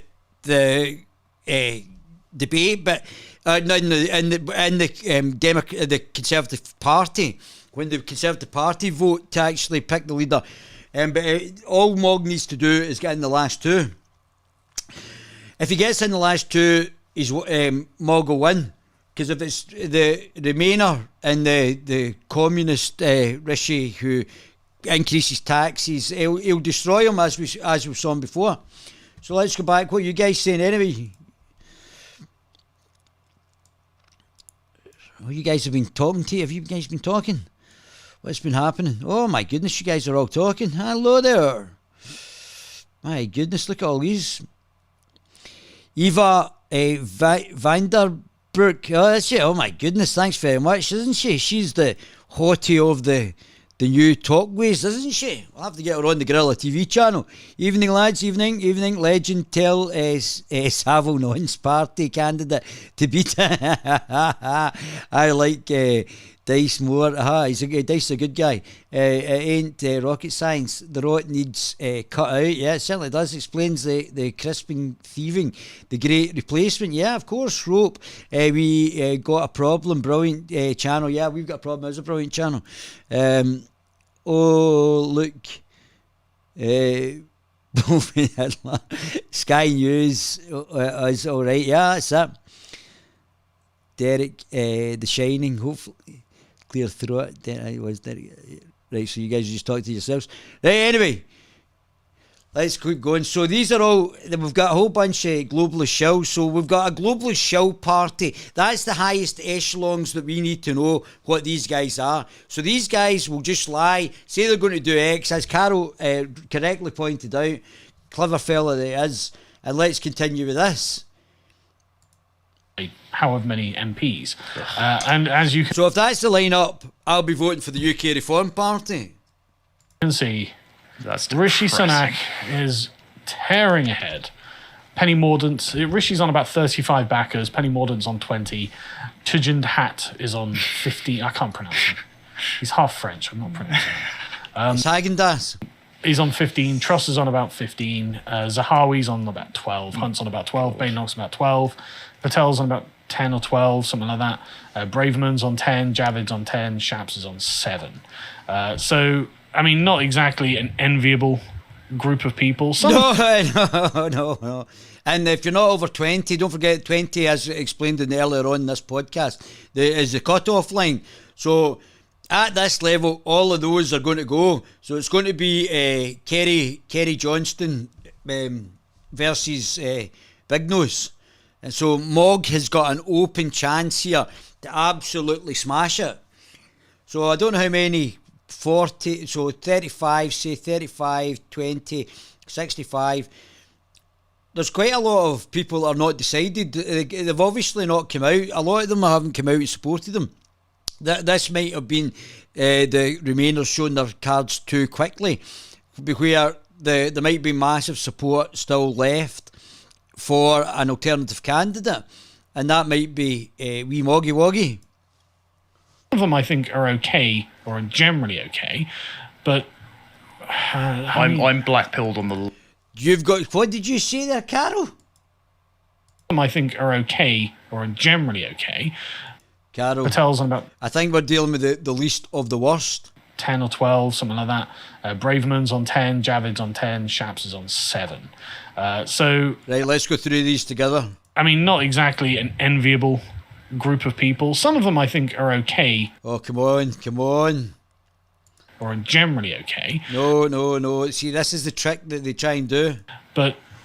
I'm black. No. Stop. You're trying to justify it in your own head. None of them are okay. Killed on the lot of them. Yeah. What did he say? What did he say there? But I'm black-pilled on the lot of them. Yeah, well done, mate. I like this guy, Cal. Don't know where you found this fella from. He seems to be on the pulse. Yeah. Dug into their histories. Yeah. I'm being very charitable. Yes, you're being too charitable. Okay. But anyway, so let's begin with Rishi, the Globalist. Huh. Did you see his wonderful campaign? I website? did. Someone Klaus Schwab 2023 pointed out, I think it might have even been 2030. Klaus Schwab 2030. Who said something insightful for once, that his logo looks like a dishwasher tablet brand, and it just reminds me of Sean Bailey's mayoral campaign, where everyone was comparing it to a Sillet Bang advert. Yes, this is the most boring, bland, corporate, exactly. It's like a LinkedIn graphic. Yes, it's just totally devoid of anything that might be considered moral content. But then there's no great surprise there. So a quick roundup of Rishi Sunak. He's the guy who pumped, what was it, £450 billion into the economy? Oh, globalist Rishi Sunak in May 2021, he called for a strong, coordinated global leadership under Klaus Schwab in Bloomberg virtual event and led by the WEF. Big Nose is under Dr. Evil's spell. Sunak called for widespread adoption of mandatory climate-related financial disclosures, which are already present in the UK. Yes, the money printing statistics for the Bank of England were 150 billion in November 2020 alone to pay for the second round of furlough scheme under the second lockdown. And oh god, if it isn't the consequences of our own actions when we're facing 11% inflation. Yeah, it was apparently £7 for a... So Big Nose here cannot control the money supply, and he's made a complete mess of the economy while when inflation gets into double digits. Slab of butter at the supermarket recently, and everyone was really complaining about it. It's like, well, this is what you get, frankly. But he and does... don't forget, they're also trying to reduce the food supply in the Netherlands, one of the biggest food productions. So the WEF are now trying to get their guy, wee Big Nose here, midget Big Nose, and Keir Starmer's just another side. It's two bitches who are both WEF wannabes. Does appear to be some sort of globalist, as David Atherton points out. Apparently, he was at a virtual event, Bloomberg virtual event, led by the World Economic Forum, and called for strong, coordinated global leadership. He called for the widespread adoption of mandatory climate-related financial disclosures, which are already present in the UK. So, brilliant. So he's just a WEF globalist. Totally unsurprising, given both his background in the financial sector and also, as Majid Nawaz also pointed out when he did Joe Rogan, he's the spearhead for the G7's adoption of digital currencies. Yes, we'll go to that one next. So they're trying to make a digital currency that's controlled by them, the globalists. Next, in fact, yes, he wants the centralised Wallace and Gromit there digital currency to be run by the government, which is really against the point of the digital currency. But what do I know about any of this? But yes, he's a very concerning person, and of course, he's more than happy to start genuflecting to the left. I mean, do you remember the Diversity Britain coin? When you scroll down, it just that is the most unelectable picture I've ever seen. Like, hi, I'm a conservative. I've created a coin that Jeremy Corbyn would have made, and I'm going to have my stupid, fat, grinning face next to it. Just, I mean, it's just the worst. It's like a nightmarish Mona Lisa where the eyes follow you around the room. yeah, it is, yeah. So this guy's not a conservative. This guy is a globalist shill. But it's like... who will run the country not in your interests. The optics on this, to call you... Neither will Keir Starmer. Yourself a Sir Keir Starmer. Conservative. You may as well say that I'm a leftist. But also, if you notice on the coin itself, it doesn't have any British iconography beyond the word Britain. Instead, it's almost shaped like a globe with an interwoven net around it. So it almost looks like you're wrapping the planet in your ideology. Isn't that very interesting? Anyway, so moving on. He wasn't sure what a woman was, because no one was. And Julia Hartley-Brewer was like, it's an adult human female, isn't it? And Rishi refused to actually say anything, but just agreed with the Prime Minister at the time, Boris, because he is a yes man. He's a lackey. He's just trying to move up in the party. Although in his recent bid, he has actually, if you can go to the next one, John, he's put out a women's rights, I was going to say manifesto, but I mean, they call it literally a manifesto for women's rights, but like the idea of anyone in the Conservative Party having any kind of manifesto implies prior thought and any amount of cogitation on any subject. I love whenever net zero is raised as a spectre. Everyone goes, oh, it was in the Conservatives' 10-point 2019 manifesto, so everyone voted for it. It's number one, as if the general public read beyond, get Brexit over and done with so I don't have to hear about it again. Yeah. And number two, it wasn't exactly outlined very well. As I told you off air, I spoke to Chris Skidmore, the man who signed net zero into law at the Conservative Party conference last year. He sat on a panel with me. Someone asked, oh, what did this entail? And he said, I just changed the number to 2050. And I looked at him utterly aghast that you didn't budget something that's going to terraform our entire economy. Fantastic. Thanks for making me pay for that for the rest of my life. Yeah, but if I just change this number, then I mean, job done, right? Yeah. More years equals more good. Yeah, exactly. It's so stupid, right? So, yeah. But I mean, as I said, we have to move towards this, but it's how fast and how much pain this can be moved towards over a longer period of time. And as I said, even if we get to zero emissions, over the longer term, we're still going to be in a situation. So even with these, we're still going to be in a situation. In this, if you there's a link that comes with this. So in his manifesto for because of China women's rights, Sunak will also oppose biological males being allowed to compete against women in sport. I mean, thank God for small mercies, right? This is a very, very slight rightward shift. No, but they don't. That's not even a rightward shift. That's just a common sense shift. But what they've done is they say they're going to do it, but then the agenda continues. So that these people are just following the agenda. They say that they're going to do the right thing, and then they don't do it. We're going to speak about something that the left is going to start screeching about. It's not even a rightward shift. It's a shift to 3 years ago. Yeah. I mean, again, I was speaking to my grandparents who are very politically involved, and they're some of the turned-on boomers, basically. Oh, yeah. And they said it's pretty staggering that in our lifetimes we see the main barrier to entry for the opposition party, which should be ahead in the polls right now just for sheer incompetence, not because they're very good, is that they are incapable of defining a primary school level biological category. Yes. And the fact that we've got here with a mainstream, the leading Conservative candidate, we're I lost. can define woman. I mean, I couldn't 6 months ago, but now that this has become like an important political talking point. After consulting my wife. Yeah. I mean, probably not even, actually. No. It's probably just that it appears to be the people on, again, I say the right, but we'll say the right for now. The only definition that anyone has. But don't forget, Cal, I mean, you should know this. This is not just a left-right thing. It's a libertarian, authoritarian thing. As really is adult human female or nothing. And so, okay, well, if that's something that is actually going to be persuasive, something rather than nothing is what they're all going to pin their colours to. But, okay, big deal. Like, you don't know anything about any of this. You're just saying it because you know everyone is expecting you to say these things. And you know this, right? Because of the way he follows this up, right? Sorry, on the Proust one.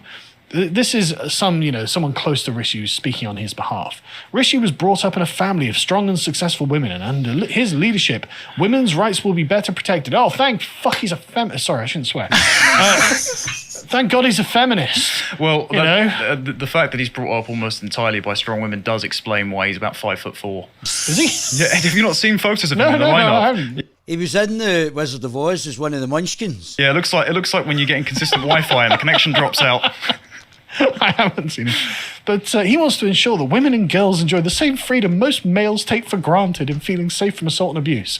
So literally 2015 feminist rhetoric. Yeah, this guy's a prick. I'd love for him to see the actual assault statistics. Oh, yeah. Considering the it's proportion men is who get committed assaulted. more on men. I know it's men by men, but if you're a man who's not planning to commit assault that day, then you're the target. Yes. And so it's all feminist rhetoric. Just feminist rhetoric from 5 years ago.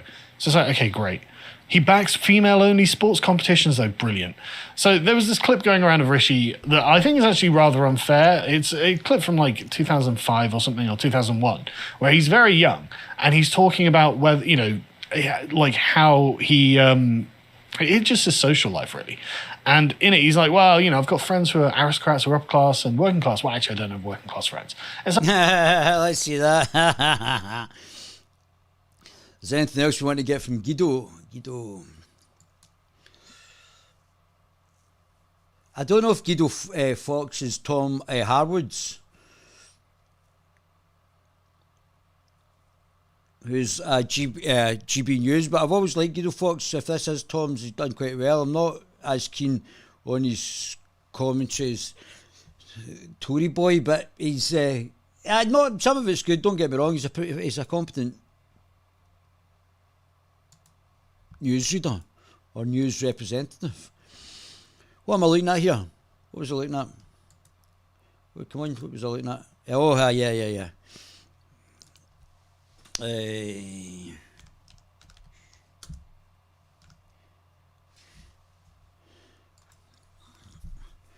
So let's see what he actually says. Here's the videos.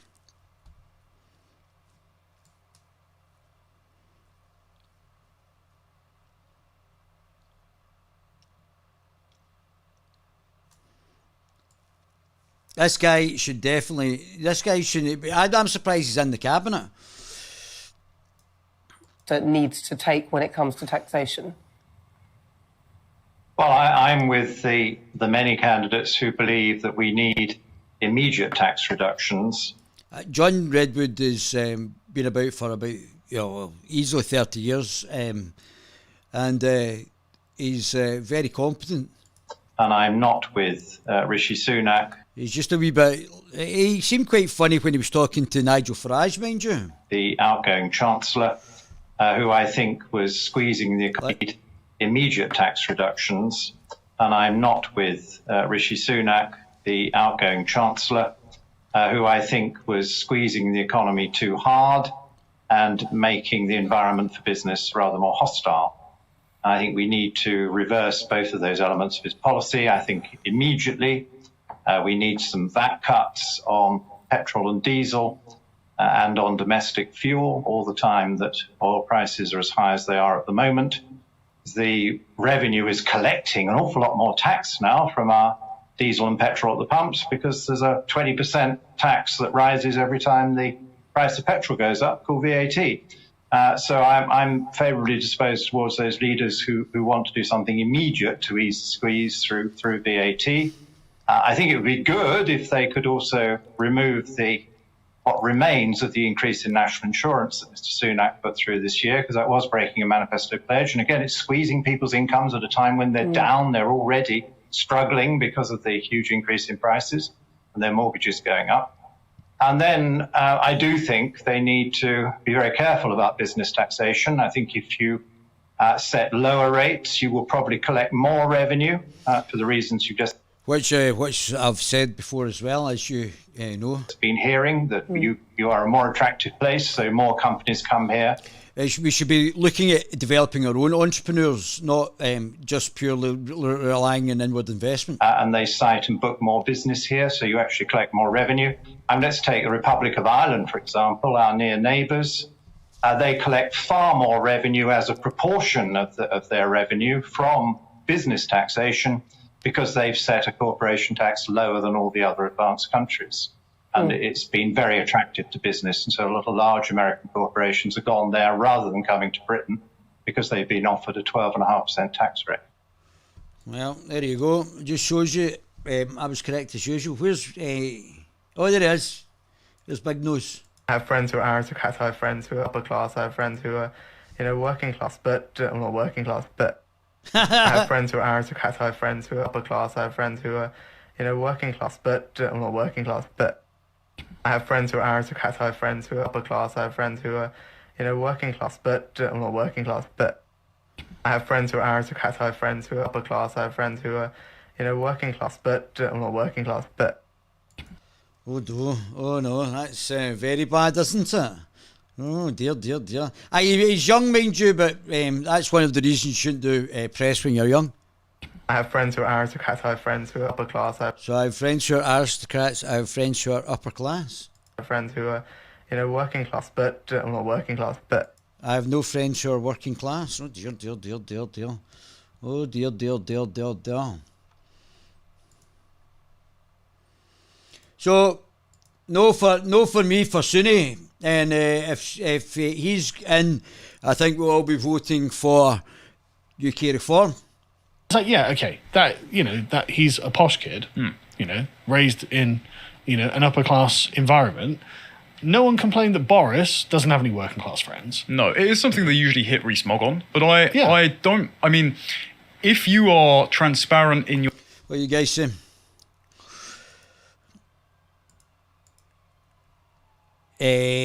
Go for growth, yeah, go for growth, mate. That's it. Lads, I've got to go up in the 6 a.m. Whoa. Your political career, and you're willing to have fairly open dialogues and what's the word? When they surgeries, the MP surgeries. If you're happy to have an open invitation to everyone to talk to you, having your personal life, having your upbringing, which isn't your fault, where you're swimming in the waters of class privilege, if you've got the humility to bring yourself down to earth, connect with people with real issues, fantastic. Has he done that? Doesn't really seem like it. Of course not. But this is being used as a stick beaten by the left. But it's not a stick on the left. He's part of the elite globalist shills. That's what you should be remembering. It's like, look, it's not really interesting or fair, to be honest. No. Life's not fair. What's interesting is that Rishi seems to have been part of a plot to backstab Boris, which is what many people seem to think.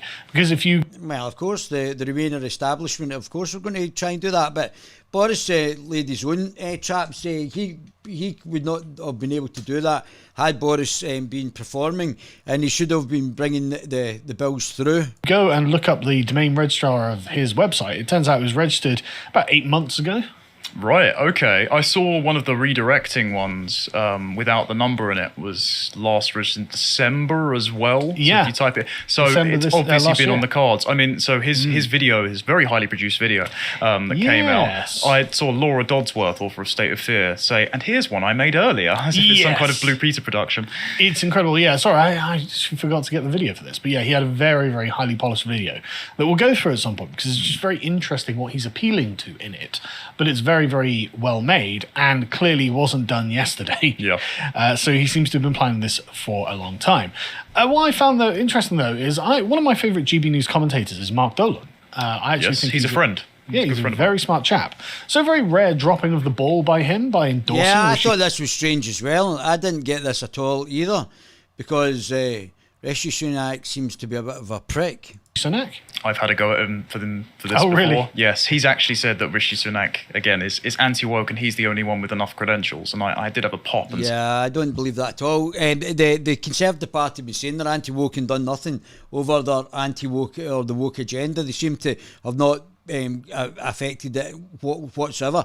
They should be anti-woke because that's Marxist, but they haven't done anything to prevent it. So they haven't really stopped the wokeness or the communist agenda. They've just let it go and go and go. And they've said the right things that they should be saying without any actions to back it up.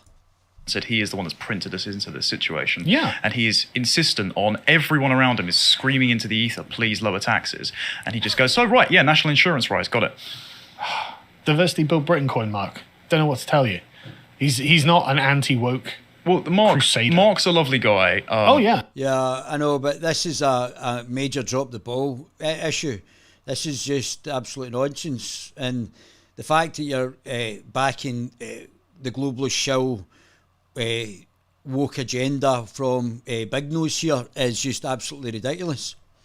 But for example, when I went on one of Big Nose Midget his panels, he brought a woman on who was the former Lib Dem spin doctor, and well, the Lib Dems have got the woke pride flag at the Marxist pride flag on their profile picture on their Twitter in Scotland. The reason she was on the show is because she brought into the green room a series of photos of when she went on holiday with Mark when he was about 16. Right. So his family very much know the Liberal Democrat apparatus, even though he's obviously very, he's a sort of libertarian. Is he? Well, I think he's quite sound in a lot of things, but or every time I've heard him speak, but he's certainly dropped the ball in this one.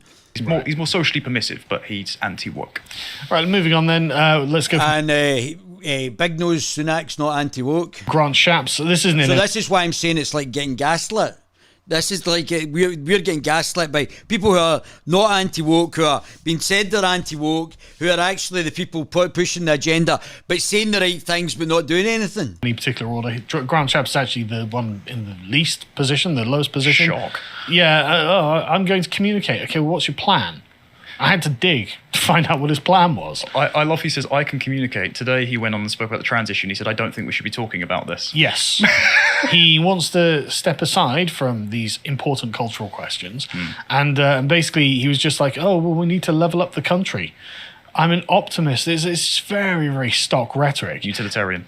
Very utilitarian. And, we need to... Yeah, because the underlying agenda is set, and all of these are just bad faith actors who are prepared to say things that they should be doing and not actually doing them, because they're all basically globalist shills and following the agenda. Not one of them, maybe Mog, but you could sack the whole of the Conservative Party and get a full new party in, and it would be a totally different atmosphere. Tackle the cost of living crisis. Oh, thank God. It's not good enough to be non-globalist. You've got to be actively anti-globalist. Someone said it. Of course we do. Of course we do. Now, how quickly can you hang Rishi Sunak? That's the question. If you're going to do that, because he's the one who's responsible for it, is he not? He's the architect of our poverty. Exactly. And he's like, well, I'd like low taxes. Yeah, oh God. So would I. Yeah. I think someone would have thought of this years ago. And you even had that in the Conservative manifesto, and yet the Conservatives raised taxes. So I don't know what to tell you. So anyway, okay, good. Low tax is good. Right, moving on. Says it doesn't want to get involved in cultural issues. Just let people live their lives. You can go to the next one, John. He was like, okay, that's all well and good, but then when you have a big burly man in the girls' bathrooms, and the women are like, this can't stand, you're just going to be like, look, just let people live their lives. Trans women are women. Thanks, Grant. Moving on. Penny Mordaunt released... just an embarrassing video. Look, honestly, it struck me as like... plastic patriotism. More than that, though. It was Boris's wife has changed her name to Penny Mordaunt. It's like, this was the product of a focus group. Right? Yes. That's very, like, we'll have diverse people. Yeah. We'll have people, just doing things. There's a great bit in this where she talks about the Conservative Party, the most electoral. So we've just got another illiberal, liberal, postmodernist Marxist following globalist shill Penny Mordaunt, who's basically Kerry Johnston in disguise. Really successful in our history. And she plays two clips, and she plays the Cameron-Clegg coalition, immediately followed by Theresa May. Brilliant. If that's your branding, you're getting nowhere, love. You could have used Winston Churchill.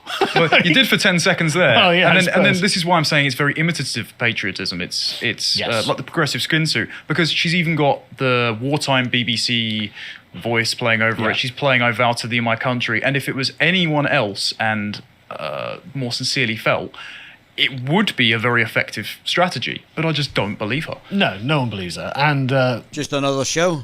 Just another shill. Various people on Twitter who like, if you go to the next one, this Johnny Peacock, who's featured is in the clip like as a racer running a race. She's like, "Can you take me out of that, please?" It's like, well, no, you don't get that choice. But what was really weird is that she included a clip of Oscar Pistorius. Like, why? Probably preemanating her being taken out of the race. Like, literally, like, what are you talking about? What are you doing? Killer Oscar Pistorius appears in Penny Mordaunt's clip as Team GB Paralympian asked to be removed. Like, this guy's in jail for murder at the moment. But I suppose he is a disabled black athlete, so, you know. How long till he's on football players' helmets? I don't know. Anyway, in 2018, she was like, yeah, so trans women are women. Yes. Which was embarrassing. It's just literally the progressive line. And so now she's happy to be like, hang on a second, no, wait, everyone's like, that's stupid and ridiculous and doesn't make any sense. So now I'm a TERF. I am biologically a woman. If I have a hysterectomy or mastectomy, I am still a woman. I am legally a woman. Some people born male who have been through gender recognition process are also legally female. But this is the problem. How can you be legally a biological category when you aren't the biological category? This is trying to serve two constituencies. Yeah, the verbal conflation that went on with Rachel Levine when they said the first female. Sorry, hang on. Not female. Yeah, literally biologically male. But that does not mean they are biological women. Then don't say legally female. They're legally women, maybe. Yes. But again, what does that mean if it doesn't connect to anything? But anyway, she's ridiculous. Moving on.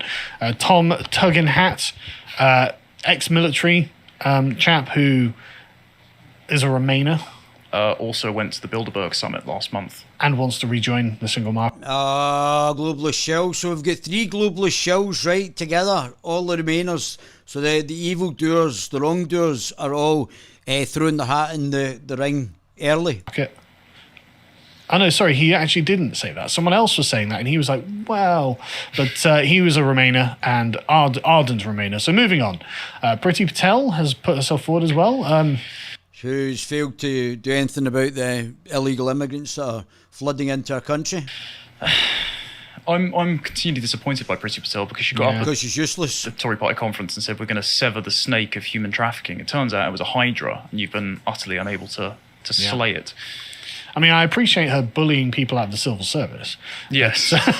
Yeah, there's definitely some way that people should be sacked for not doing their job in the civil service. I would take it that people, if you're a elected member or an elected minister, and the civil servants are throwing up smoke, you should be able to get rid of them and bring in people who are actually going to get the job done. But again, this is the progressive cudgel. They're going to hit her with that. They're going to say, "Oh, she's a bully," and everyone's going to go, "Yeah, thank God, get them back in the office. They're useless." Yeah, exactly. That's the one thing I like about her. But in her defence, I've not seen her doing any woke genuflecting. No. So that's good. She has been an ardent Brexiteer, and the thing is, the problem is, I'm worried that she'll be a continuation of sort of Boris's government if she's chosen.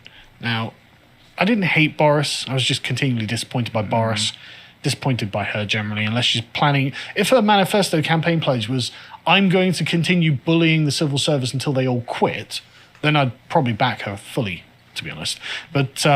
I don't think she's going to be political dynamite enough to disrupt the party apparatus, which has impeded her at every turn already. Yeah.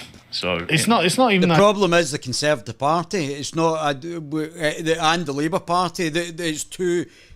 George Galloway says 2 cheeks of the same asshole. I think her intention isn't correct. No, I agree. I think her instincts are right. It's just that I don't think she's going to be able to do the job. Yeah. Anyway, so moving on, Nadim Zahawi. Ugh. I hate this man.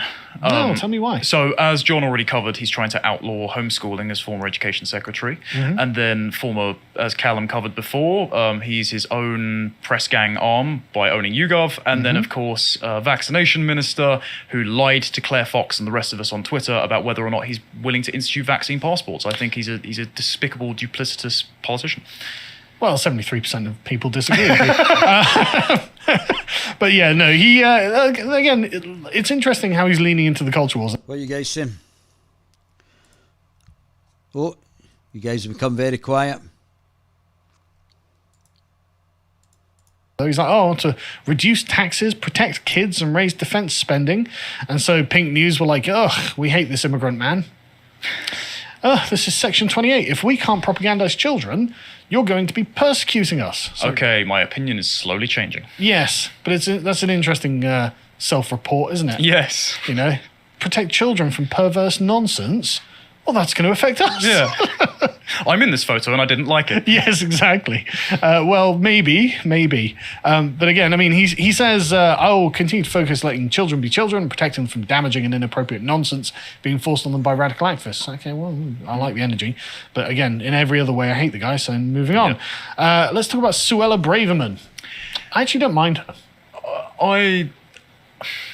I'm kind of apathetic on her because she hasn't been that strong a presence in the last few years. Sure, but she's causing the right people to be very worried. She's the Attorney General of England. Yeah, I think Suella is competent. I totally agree. I think she is, but I don't think she's going to be the one. Moggle. She should back Mog and same with Kemi Badenoch. Both of them are not as politically in depth as Mog is. England, and she is. She's taken something of a back seat. But whenever she's appeared in public, I've always had actually rather good impressions of the things she's saying. Yeah. Like she's, a Brexiteer. She's very against all this nonsense. And in fact, there's a great quote here. She thinks there's a Remainer conspiracy in the civil service. Like, yeah. And she's been very sound on getting us out of the non-elected European institution that makes our immigration policy.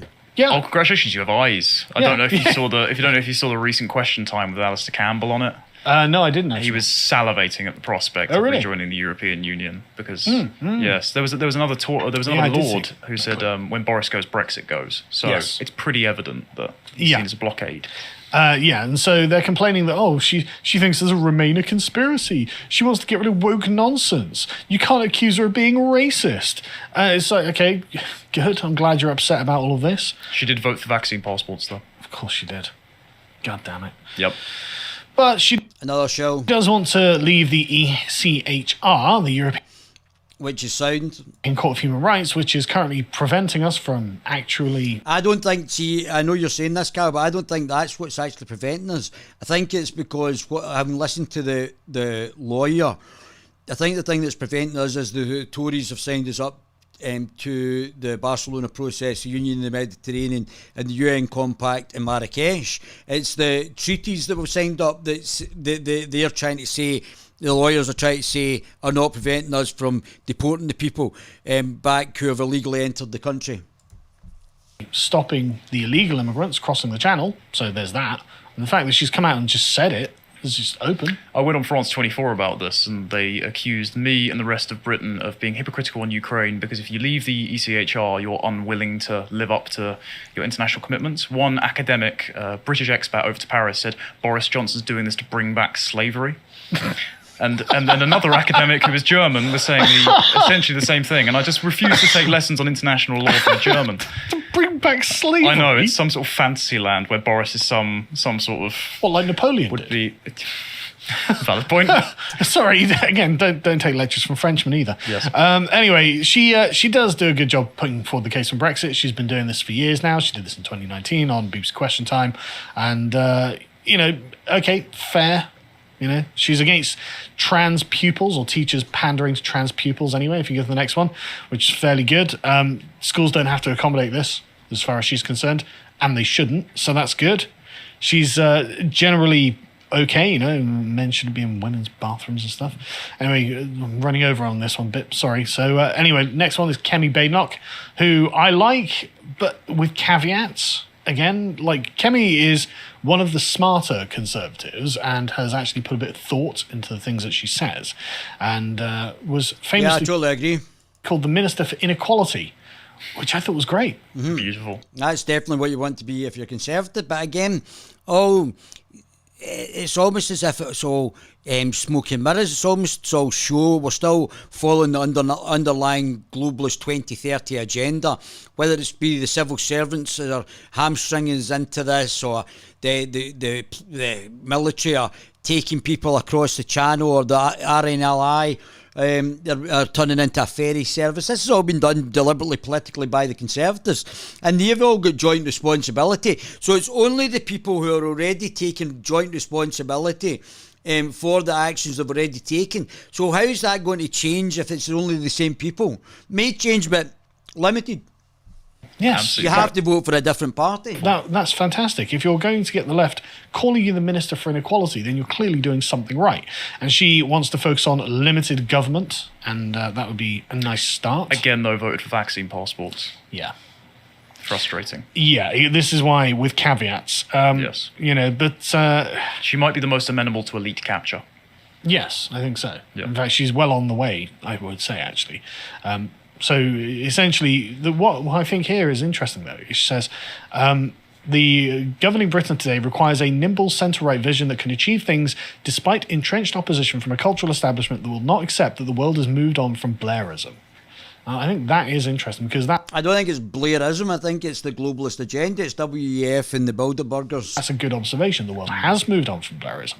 And of course, The Guardian is screeching. Absolutely screeching. So it's right. Good. She's going to bring the culture war rhetoric to the Tory leadership. But basically good as much... Although she does do weird woke things every now and again. Yes. Like this. Delighted to announce that you can now apply for gender recognition certification online just in time for Pride Month. The new service has been carefully developed to meet applicants' needs and remove barriers highlighted by users. Well, obviously, my name's Daphne Ballantyne, and I'm a proud woman now anyway. Delighted to announce that you can now apply for a gender recognition certificate So I'll need to get my certificate just to reaffirm that. Online. Just in time for Pride Month, the new service has been carefully developed to meet applicants' needs and remove barriers highlighted by users. It's staggering. Again, correct me if I'm wrong, didn't she directly debate Kimberly Crenshaw on intersectionality? She destroyed So Kimberly Crenshaw. shouldn't you be understanding the outgrowth of intersectionality and pride, especially with the racially segregated pride flag, is directly targeting you, all of the people you care about, and so wouldn't you wield that as a weapon against the left rather than sing by their hymn sheet? Especially someone who comes very much from the sort of classical liberal mould of very limited government, property rights, all of these things that we think are good about the West. Recognising that intersectionality is a communist attack on those things seems to be step one. So I don't know why she's done this. But the point is, as Owen Jones moulds about on Twitter, is that the Overton window has, at least in some ways, shifted rightwards. So that's a good start. Maybe we can keep pushing the Conservatives to keep shifting that way. But you'll notice that there's one thing that none of them have spoken about, and that's immigration. Not one of them have mentioned immigration, and I would say it's probably because the Conservatives gave out over 1 million visas for foreigners to come and live here last year. For some reason, the Conservatives have just become the party of mass immigration, more than Blair could ever imagined. So you can't trust the Tories either on immigration. So if you want to change in immigration, you can't vote for the Lib Lab Con Party, the SNP, the Greens. You have to change your vote. None of these parties will change your immigration for you. Pulling through. So this, I think, if you're an activist online, feel free to email your local MP, feel free to email any of these candidates and ask them, why aren't you talking about immigration? And please send them Callum and I's video on why it's fueling the housing crisis. Exactly. If you enjoyed that... Excellent, boys, excellent. Lotus Eaters, subscribe. Let's go for PJW.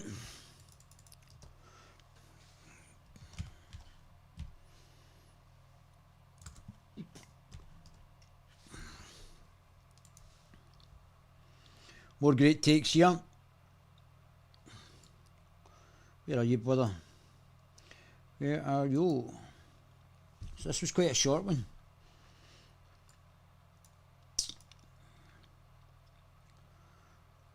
So I wish they would stop saying it's a world liberal order. It's not. It's a world postmodernist Marxist order.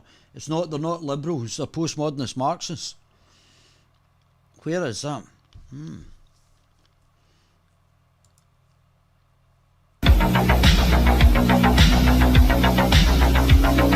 If you look closely enough, there's actually some good news. No, I'm not drunk. The sewer pipe that is Hollywood and the wider regime entertainment industry in general is dying on its arse, despite the market being...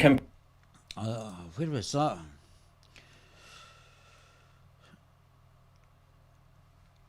Where was the one with PJW? My goodness, look like... Why do you want to go to the top? Are you worried? Are you scared? You have no, I'm not scared. No? Inshallah, How long have you been in France? I 7 years in France. 7 years? 5 years prison. Oh, really? 5 years in prison.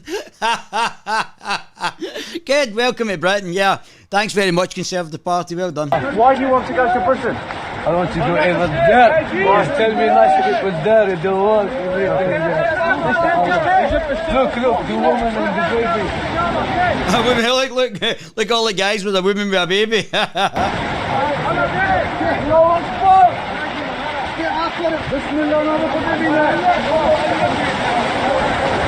Oh, outward motor, that's brilliant, that's really clever. Ukrainian refugees offered disused ship as Scotland halts.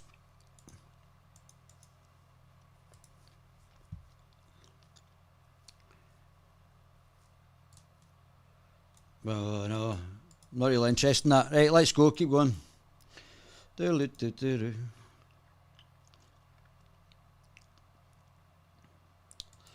great Tix brought out another one. Desperate historians try to defend Nazi privatisation. I think he's debunking that one as well. Voters demand a Brexiteer. Is this Tom? Is this Michael, sorry? Well, you'll have a lot of Westminster pundits who, I'm sorry to say, are incredibly out of touch with public opinion in the country, talk about what they think the next Conservative leader needs to do. Well, Redfield and Milton have actually asked the British people. But none of those people who are in the race just now are going to do what the Conservative Party wants. So all of these guys have been put in there as shills for the globalists, not to actually serve even the underlying Conservative Party. Imagine that. They've actually done polling on this, speaking to, amongst others, Conservative voters, the people that gave the Conservatives that big pro-Brexit majority. And Redfield and Wilton's research, unsurprising, I think, to a lot of the people that watch my channel, but to some pundits, this is probably a bit of a shock to them. Because you see here, those who voted Tory in 2019, according to Redfield and Wilton, imagine that, they want a Brexiteer Prime Minister, cutting taxes. You're hard pushed just now because all of the lineup just now is not Brexiteers. Reforming, not spending more on the NHS, scrapping HS2, supporting nuclear, addressing the Channel crossings and being similar to Boris Johnson on the issues. So, interestingly enough, when they ask voters overall, is it important to you whether, how the Prime Minister voted on the Brexit referendum 2016, you see there 42% overall say it matters that the UK has a PM who voted leave, 32% say it matters that we have a PM who voted remain, and 26% saying it doesn't matter. But of those who voted Conservative in 2019, this is really telling. You see 60% of Conservative voters think it matters that the UK's Prime Minister voted leave in 2016, and only 19% saying it matters that they voted remain, and only 22% of Tory voters saying it doesn't matter. So it clearly does matter to a majority of Conservative voters that the next Conservative leader and Prime Minister voted leave, campaigned for leave back in 2016. You also see on the issue of illegal migration. Now, you don't expect to see this in some of the mainstream media, but look, you see when asked what stance to take towards illegal migration, a majority of the country overall. Yeah, but so that's all very well and interesting, but none of those people who are going to be in position of power are going to do that. So Boris Johnson was forced to resign, But over what? His imposition of the outrage that was lockdown. His failure to stand by his convictions, as he was cowed by the mob into putting us under de facto house arrest time and time again. No, his complete failure to secure our borders. A total disaster that has led to an utter breakdown, with 100,000 illegal boat migrants expected to have arrived by the end of the year. No, his sacrificing our economic future to the green agenda. Or Rishi Sunak, as the case may be. Process that will cause skyrocketing energy bills, lower standards of living, and a permanent cost of living crisis. No, his botched Brexit, which has left us still entangled within EU dictates. No, here's the actual reason he was forced to resign. Some gay bloke got drunk and groped a couple of fellas in a central London nightclub. And because Boris knew about previous similar behaviour by this same person... Hey, pincher, pincher. And ignored it, he was forced to resign. Yeah. Really? Because some randy pissed up MP copped a fee. Pincher the pincher. And everyone was offended over Boris's reaction to it. Again, we're seeing this very aggressive homosexuality. Same with Grady, and that Blackford is not taking responsibility for. He should have resigned just like wee Nippy. That's what finally did him in. Absolute joke of a country. But observe the absurd glee amongst some on the British left, acting like they've toppled Mussolini or something. The notion that Boris Johnson was presiding over a right-wing government is manifestly stupid. Yeah, and completely untrue. There's the woman that's number two, and also number two in the votes for the Conservative leadership, and also Boris Johnson's wife. Especially when you consider the overbearing influence wielded by his eco-warrior activist. So she could have been a plant by the WEF and destroyed Boris's thing, or the WEF could have been the underlying influence in Boris's premiership. Either or, and or both. Wife Carrie. It takes a particularly simplistic, naive, childlike understanding of politics to think that Boris going will move the needle in any significant way, one way or another. I mean, look at the favourites to replace him. Number one favourite, Ben Wallace. Baldy Ben. A man who claimed Allied troops stormed the beaches of Normandy so that black lives would matter. so that racist communists would be protected. An anti-Brexit campaigner and someone who mocked the... So just another globalist show, Ben Wallace. Ben Wallace wasn't even on that list. ...idea of full border control as, quote, ridiculous. Then we have Liz Truss, another Remain campaigner, and a hapless but... globalist shows. Zealous enthusiast for the current thing. Rishi Sunak, a guy who never... Big nose Wallace and Gromit. Never saw a tax hike he didn't like, while he pours the rest of the public's money into the black hole of the green agenda. Nadeem Zahawi, the liar who vowed never to introduce vaccine passports, then went right ahead and did exactly that. Followed the globalist agenda. Sajid Javid, another Remain voter who campaigned for Joe Biden and demonised the unvaccinated on national television as a danger to society. Penny Mordaunt, a globalist woke... That's Penny Mordaunt, that's Boris's wife. Wet sponge who previously declared, quote, trans men are men, and quote, trans women are women. Priti Patel, a fraud of a person who talks tough about border security, while presiding over a catastrophic open border policy. They're all careerist establishment lackeys, who if anything would be even worse than Boris, until the Conservative Party chooses a leader who... They can't choose a leader because a leader comes from inside the Conservative parliamentary party. So it's like a funnel of these pricks that are just funneling more pricks that are exactly like them, the globalist shells. It's the Conservative Party that's the problem. Until you start voting for another party and not vote for these characters, you're still going to get the funnel, because they're saying that you have to be in the government, a minister, to get elected, and all these shills have been doing exactly the same thing, captured by the establishment. Until you move your vote to something like UK Reform Party, you're going to get exactly the same shit, day in, day out. Oh, I don't know, acts like a conservative. Britain will continue to... They're all globalist shills, including the other parties. It's not just one party, they're all globalist shills. Atrophy, in a state of managed decline, overseen by a two-party monopoly that are indistinguishable from each other. Shat on by Tories, shovelled up by Labour. Shat on by Tories, shovelled up by Labour. And here we are. Brilliant by PJW as always. Oh, quite like these two as well. Joe Rogan, Alex Jones, Glenn Greenwald, Julian...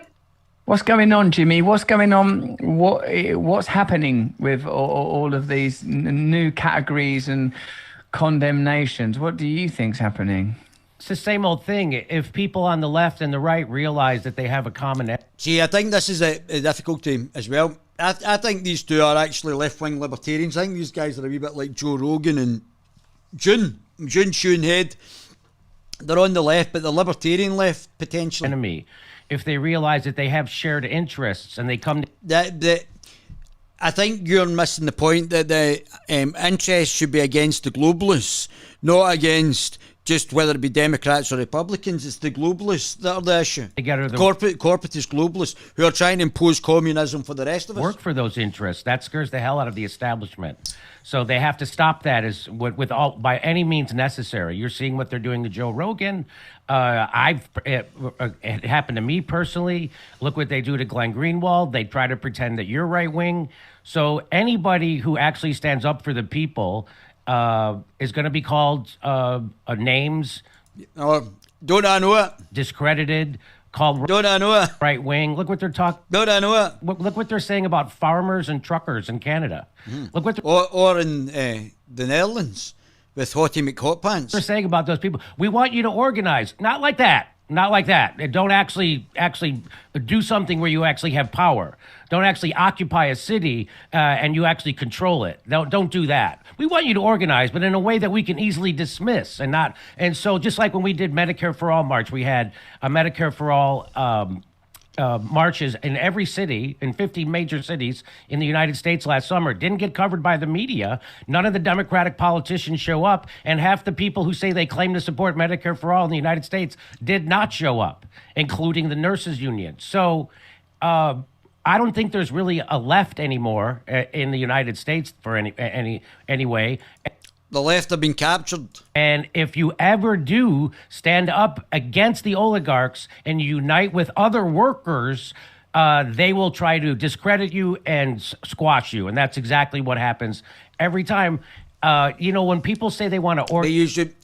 It shouldn't be saying left and right. It's the authoritarians versus the libertarians. You need to stop thinking in this duopoly of left and right. That's not the thing. You're not understanding from a political context. There's authoritarians versus libertarians. Organize, right? People always love that's a big buzzword in the United States around lefties. Organize, have to organize. Organize. And yeah, we did organize. We got the squad elected. We got AOC elected. Oh my God, that must be shit. They're rubbish. Jayapal, Ro Khanna, we got all these people elected, Cory Bush, and now they're not doing anything. So they're rubbish. I'm surprised you wasted your time. Did you not actually have any quality management in who you were getting elected? Oh, they keep telling you, just go back and keep organizing. And what they don't realize is when they say organize along class lines. So what is organize around? I've been in unions my whole life. I know what organizing along class lines means. But they're not organizing among class lines. They're organizing among racial lines, racial and the whatever the lines are for the postmodernist Marxists, because they are shilling for the globalists. So they keep you divided by doing what you're just about to say, Jimmy. Here's what it doesn't mean. You don't go to the shop floor and go, who here is a libertarian? You're out. Who here is a Trumper? You're out. Who here is a Boogaloo boy? You're out. Who here is a Proud Boy? You're out. Okay, now we're going to organize with who's ever left. That is not how organizing works. They know that's not how organizing works. But they're on the globalist agenda, whether they know it or not.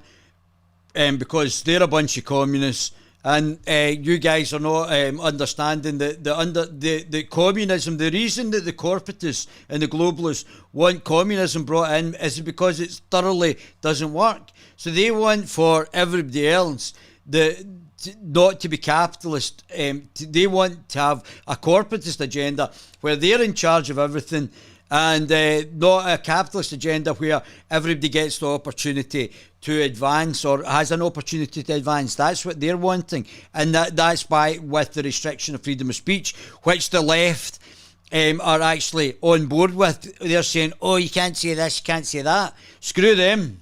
And so when people actually do actual organizing and they connect with people on both sides of the aisle around common interests, that's the scariest thing to them. Thanks. You've actually answered it. Okay. Literally, that's literally the experience. When you say, forgive me for not knowing, because I'm a fan of your YouTube stuff. Yeah, I think the two of you are getting a bit switched on as well. You're both doing good stuff when you're actually talking just now. And I love what you do on your channel and how you communicate. I really do. And I also saw it when you had Glenn Greenwald on and you stuck up for me. I appreciate that as well. Thank you.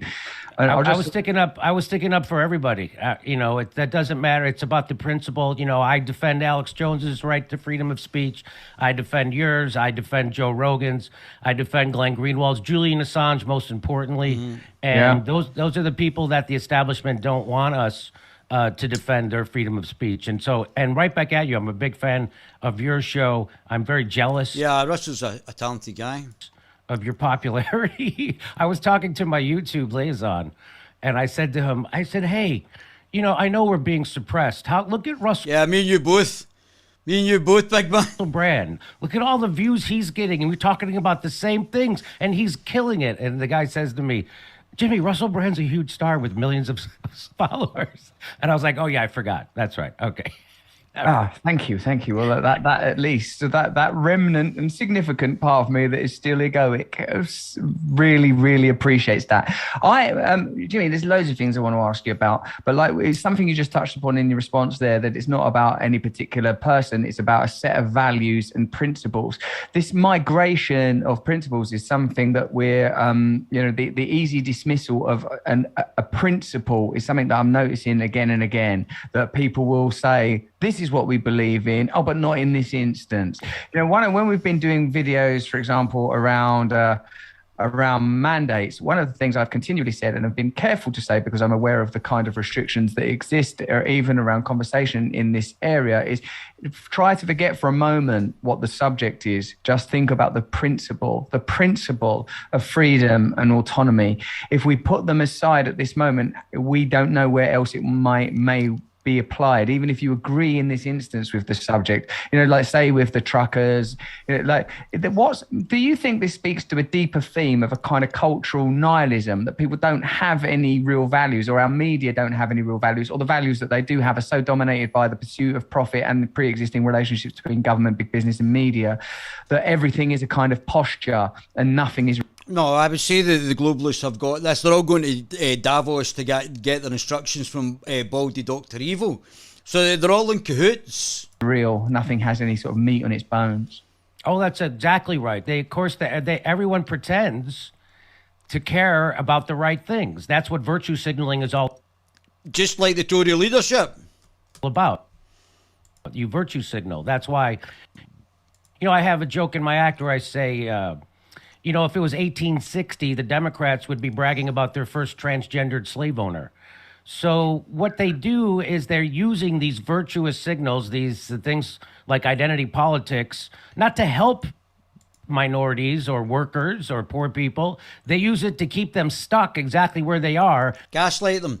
That's right. And they're bringing in more and more. That's exactly it. Not one of these can be trusted. So there we've got, I don't know whoever this Stowball is. Who's this Stowball? Penny Mordor. We've got Carrie Johnston here. Now, I won't play Nicola Sturgeon's games by talking about Indie Ref 2. You're going to have a choice very soon, because that's the wrong attitude to take for a kick-off.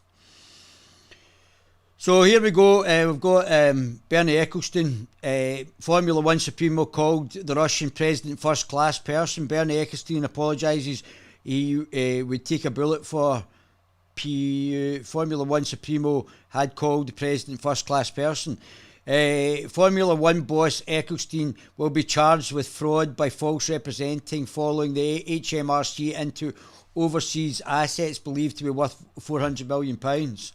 That's from Unity News Network. 6 ways. Oh, look, colossal tit. Colossal tit. Very good. Grady Group victims called for Blackford to resign. Yeah, he should have resigned. Blackford should have resigned. Tory MP Jamie Wales has been banned from driving for 6 months, fined £2,000. Right, £2,500. So Femi Dom has said, oh, get back up here, Femi. Femi said, what is global warming? And I've said it is when the Chinese Communist Party pumps 10 billion cubic tonnes of CO2 carbon dioxide. There's the ferry service there from the RNLI, just letting people walk into the country, just a bunch of dudes. Badenoch slams online safety bill. After previously, this is PJW, after previously demanding all fans attending their gig be fully vaccinated, Rage Against the Machine are now suddenly all in favour of body autonomy.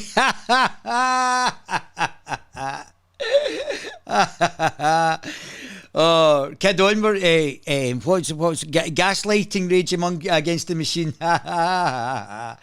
Disturbing.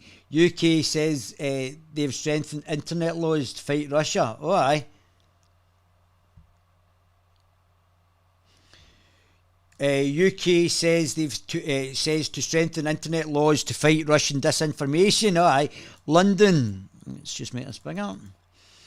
London Reuters, another Globalist show periodical. Britain is proposing a new law that will require social media companies to proactively tackle disinformation posted by former states such as Russia, the government said on Monday.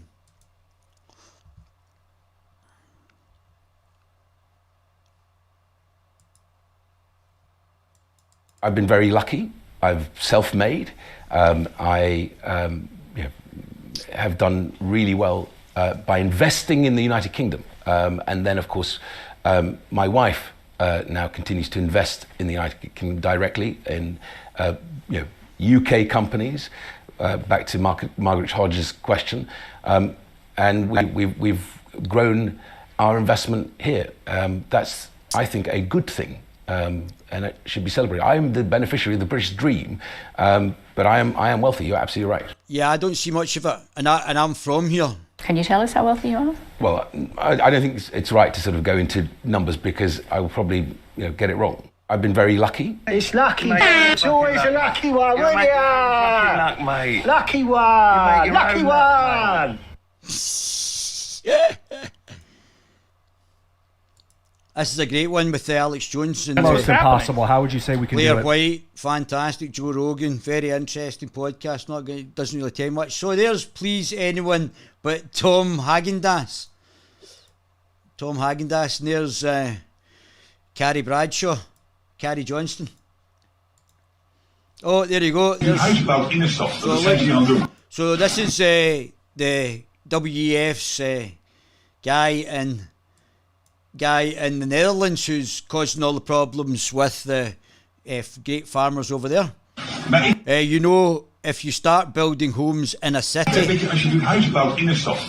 that's what they are doing here. It is much easier to clear some farmland and build houses there than in the city. So what they're doing is allowing open door immigrations and allowing people to flood into our country, taking away land which will then deprive people of being able to eat, like food sources. So they're doing this deliberately, the WEF, and allowing open door immigration. It's much easier to clear some farmland and build houses there than in the city. So there you go. But that might not be it at all, because what happens is when you starve. Oh, there's Hunter Biden. That are going to save lives. It funds crisis intervention, including red flag laws. Oh my goodness. What's going on there? Oh my goodness, she's pregnant. Look at that child pregnant. My God. Oh, there's Naz Shah liking that. Exactly, these abused girls in Rotherham and elsewhere just need to shut up for the sake, for the good of diversity. Ah. This is actually quite funny for Femi. Femi's not usually funny. Because who could have imagined that making Boris Johnson Prime Minister, knowing... I'm Tom Tugendhat. Oh, there's Tom We know that Haagen-Dazs. trust in our politics is collapsing. Because who could have imagined that making Boris Johnson Prime Minister, knowing he'd been fired twice for lying, would damage trust in politics? We're facing a cost of living crisis at home. Which is why I voted to cut people's benefits at every single opportunity. We need seriousness and integrity back in our government. This is my serious face. It's time for a clean start. But not a general election, of course, because none of you know who the fuck I am. We were elected on a promise to deliver a better future for Britain. Now that promise is at risk. By at risk, we mean the worst cost of living crisis among economically advanced nations and the sharpest fall in living standards since 1957. Because of your friends, Femi, in the WEF that you're shilling for. We need a growing economy. And Tom Ice Cream here. And to deliver on the opportunities of Brexit. And to grow the economy, we're pursuing a Brexit that's done more damage to our economic growth than COVID. He's a Remainer. He's one of your guys, Femi. And take the brakes off businesses and people across our country. And help families. Which is why I helped strangle small businesses with Brexit red tape, have consistently voted to cut financial assistance to working people, have voted against feeding their kids during an economic crisis, all while giving tax breaks to corporations. I have a vision, and I have a 10-year plan. I will deliver. I've shown that I can... Yeah, that's enough for the two of you. Megyn Kelly. Megyn Kelly's quite an impressive lady as well. Megyn Kelly asked Julian Assange, why doesn't WikiLeaks report dirt on Trump? Assange reported there isn't any.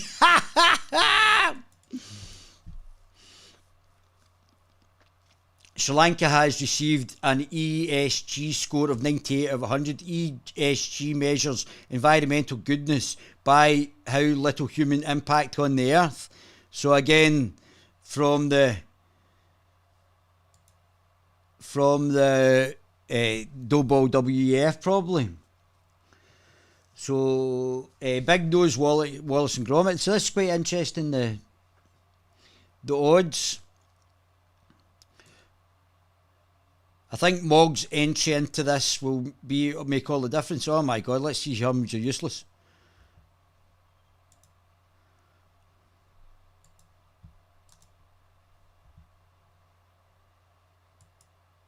Come on. Oh, it's propaganda. Okay, so there's one thing I want to show you before I go. Oh, there's Dr. Evil with his communist badge. I mean, that just sums it up. That does.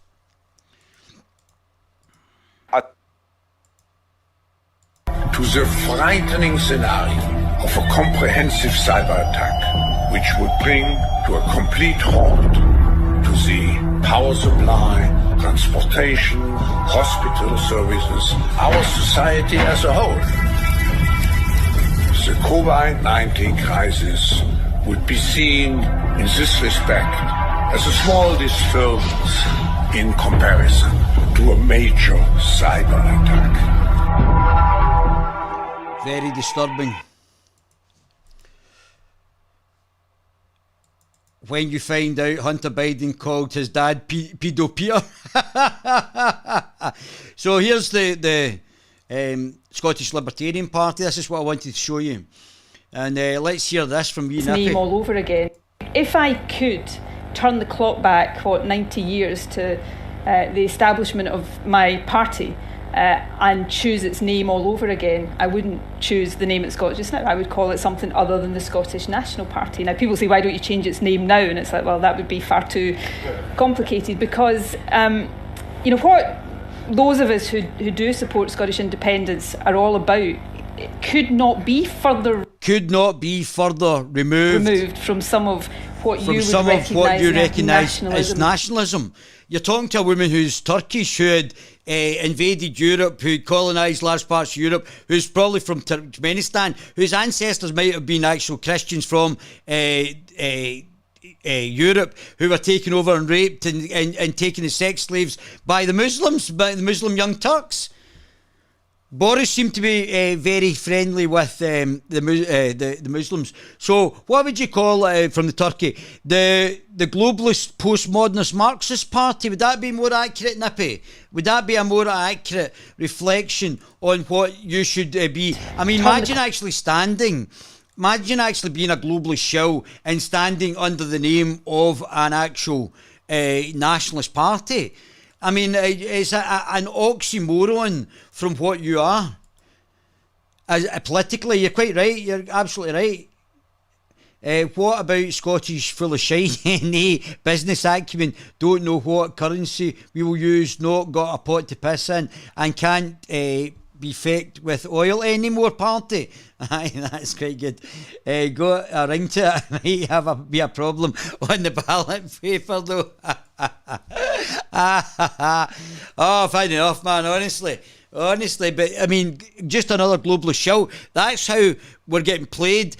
Her and Boris were on the same agenda, and even though she wants so-called Scottish independence, that she's not going to do with this pretending because she's blowing smoke, she is now crippling Scotland from multiple, whether it be the NHS, schools, everything that she's put her hand on, she's made Scotland worse.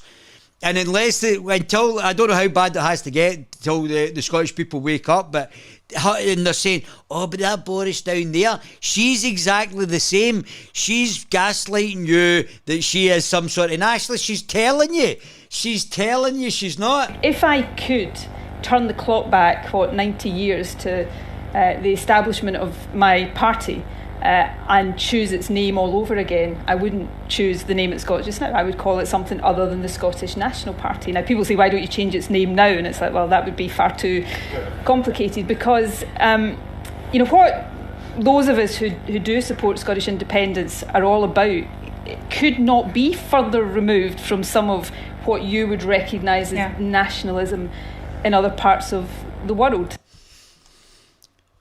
She's basically telling you she's a globalist shill for the WEF. She's a globalist shill for the WEF. What more can I say? Love my baby gorillas. What are you guys saying before I go?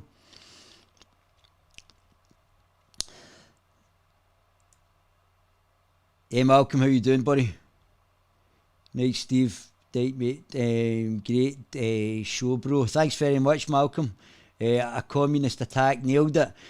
Check out the Sheep Farmer podcast, some very good, exposing their true backgrounds. The